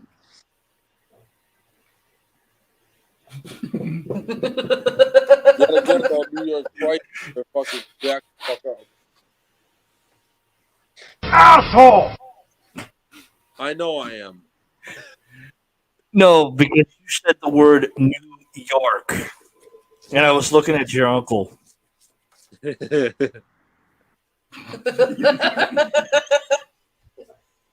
Yeah, asshole. No, you don't know the story. Your uncle was on a fucking bus for almost 2 days to get here. Shit. That's because of the fucking driver. Oh, let's enlighten him, please. Okay. You have to hear this because at first it started out great, and then I thought it was funny at first. I'm scared now. Like this is like. At first, when he told us, I thought it was hilarious. And then after we got off the phone with him, I started thinking like, "Oh shit, something's going to happen later on," and it did. What happened? Enjoy.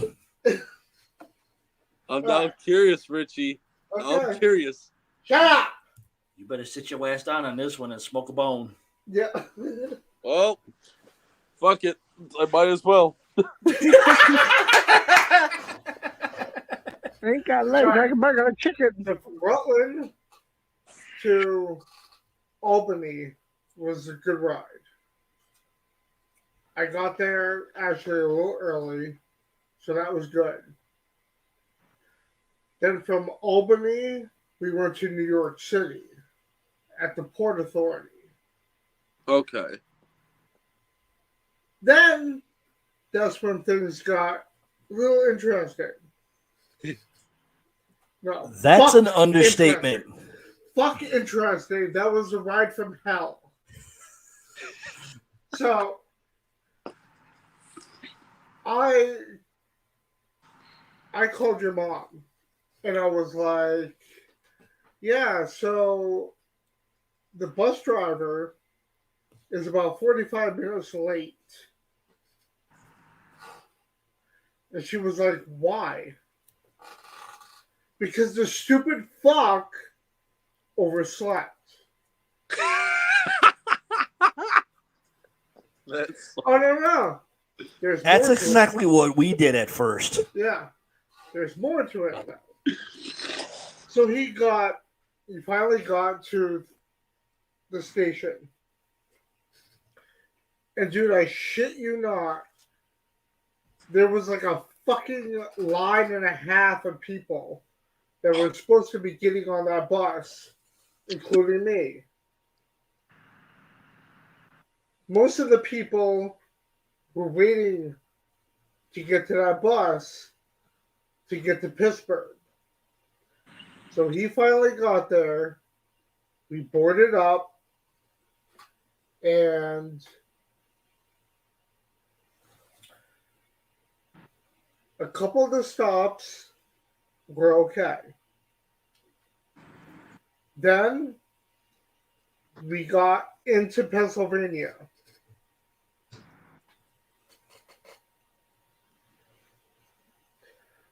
We were supposed to go to Harrisburg. We stopped at a gas station, and he wanted us, 20-minute break, get what you want, have a smoke break, whatever. So, of course, I got off the bus, had a cigarette. This bus driver was like a fucking moron. He was yawning the whole fucking bus ride. Oh, God. Swerving.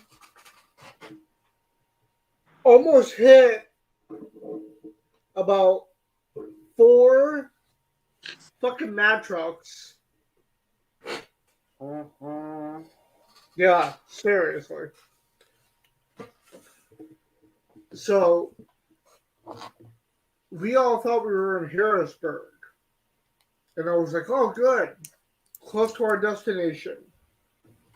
Nope. We were in fucking Irwin, Pennsylvania. Oh, my God. So, we had a long fucking bus ride to get to Pittsburgh. And by the time I got to Pittsburgh, and everybody on that bus was pissed because they all missed their destinations. Jesus Christ. And the bus driver was like, oh, well, I'm sorry, it's not my fault. Motherfucker, you're over there falling asleep, swerving, almost getting us killed. So once we arrived in Pittsburgh, there was a lot of the passengers were pissed, and they had to get transferred onto another bus. Your uncle here was like, fuck that. So I called a goddamn cab, and I was like, I need to get to Newcastle, and I need to get to Newcastle now. Well, the nice cab driver actually brought me. Dude, I shit you not, by the time I got to your mom's and Mike's, I was so fucking exhausted. I wouldn't blame you. And that just goes to show that... I was exhausted and I was pissed. That just goes to show you, like, if you're driving in general or driving a bus, either take the fucking... Don't fucking go to bed late, get some sleep, because if you know you have a long drive like that, don't fucking screw with it, because now you're fucking putting other people's lives at risk. You didn't care. And that's the thing. That's the fucking thing. If that were me, I would be complaining to the fucking bus company trying to get this guy, trying to get his fucking license suspended for that shit. That's fucking, you can't drive, you don't fucking drive, you find somebody to take the drive for you. Mm-hmm. Well, like, that's the one thing why when I go on long distance trips, I have 2 people with me. I have, obviously, both of us are fucking licensed, but you take more stops if you need to. Yeah, you stop more fucking times, because now you're like, if you need to fucking take a nap or something, and you need to say, hey, we're gonna be a bit, I need some rest, fine. I don't think anybody's gonna give a fuck if you say, hey, you got an hour, hour and a half, 2 hours, that's fine. You don't fucking put people's lives at risk because you're mentally, physically not able to operate a vehicle of any sort safely. Mm-hmm.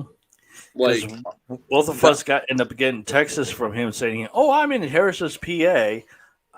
I looked it up and I'm like, no, you're not. No, you're in Irwin, PA, which is very close to Fag Town.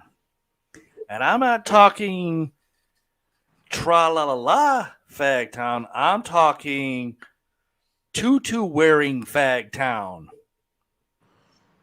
I don't fucking. That's why, Richie, I never fucking ride the bus system. Not even. It doesn't matter where I am. I will not ride it. I will take. If I had to, I would have taken a fucking train.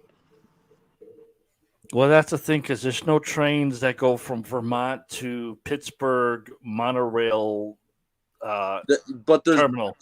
The thing is, though, there's trains that go from fucking Springfield to PA, I'd imagine, right? No. It goes from, well, not to Pittsburgh from Massachusetts. It'll go from Massachusetts to Ferrytown. I mean, if I were to do it, I would have take a bus down to Springfield. From Springfield, take a train down to Ferrytown, then take another bus down to over there. That's too much money, dude. Too much money, Your uncle dude. doesn't make over like $50,000. That's But he made it here at 11 o'clock in the morning, though. Cost you, Richie? $160. Jesus Christ! That's not bad though. You kidding Not for me? the area. He would have been here at 2 o'clock in the afternoon yesterday. He was here at 11 o'clock in the morning yesterday. That's fucking. But that just goes to show you, though, on how bad bus systems can be. It just really goes to show you how bad the fucking bus systems really can be. Like, that's why I don't fucking ride buses. I can't. I don't. It's not even just. It's more so of like I don't feel safe being on a bus because now I'm putting my life in somebody else's hands, and I don't like fucking doing that. Especially if they're fucking overtired and exhausted. Like, I don't like to do that type of shit. I couldn't do it. Well, Even no. if my kids were in that situation, I would be telling the bus drivers to pull the fuck over and get out and take a nap. Well, I wouldn't see, even the be. thing is, we didn't know he was that tired. We didn't know that until we actually got into fucking PA. And then we started noticing How bad he was. Yeah, like I mean, he was literally up drivers' asses, honking at them. I was like, "Whoa!" Oh, you didn't tell us that part. You must have been horny for the other truck drivers then. He was probably getting a boner driver behind him. What the fuck? But regardless, I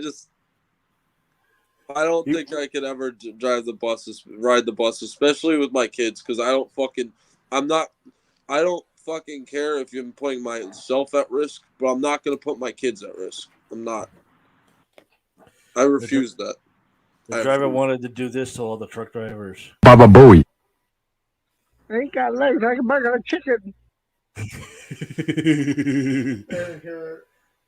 Yeah. You'll hear it later. Oh, no. But he wanted the bubble buoy and the bucket of chicken, the drivers.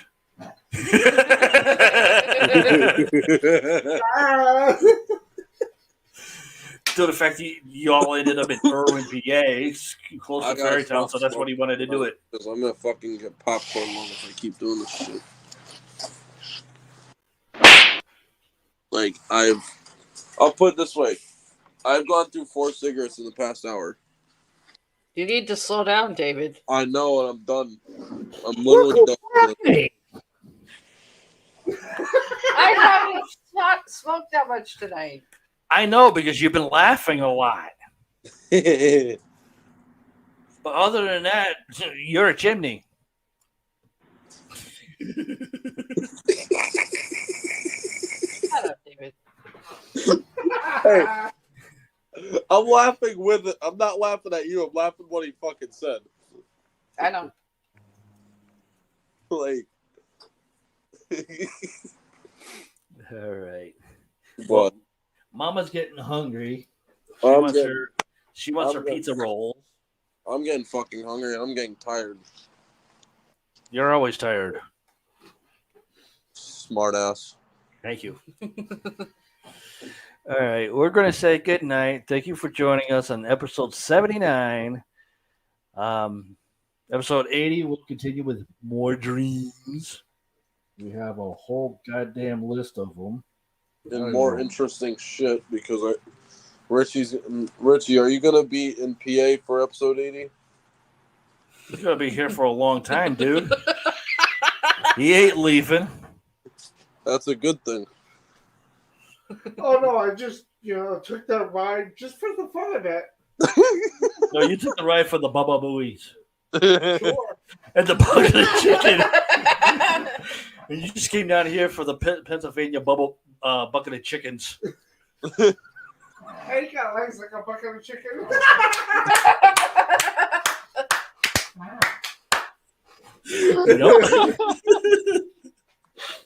You know, I'm gonna say this the last thing I have to say, honestly, before we all sign off. What's that? You know the one restaurant I'm surprised that hasn't gone out of business yet? What? KFC. That's true. I am surprised that place isn't fucking like the health board hasn't shut that shit down. That's true. We got a KFC down here that's intertwined with Taco Bell. We have one up here that's intertwined with Taco Bell, but in Springfield. But KFC, I guarantee you, Chick-fil-A is going to kick them out of business. Like, their food's a lot better, their chicken's better. Thank God we don't have one of those up here. We don't have a Chick-fil-A up here. Thank God. But KFC, I'm surprised they haven't actually fucking gone out of business yet. Because usually you get that both food is worlds. garbage. Colonel fucking the chicken on Toxic Hell. Yeah. So either way, you're going to dive whichever one you want to pack in one building. Good night, everybody. Have a good night. Bye. Bye.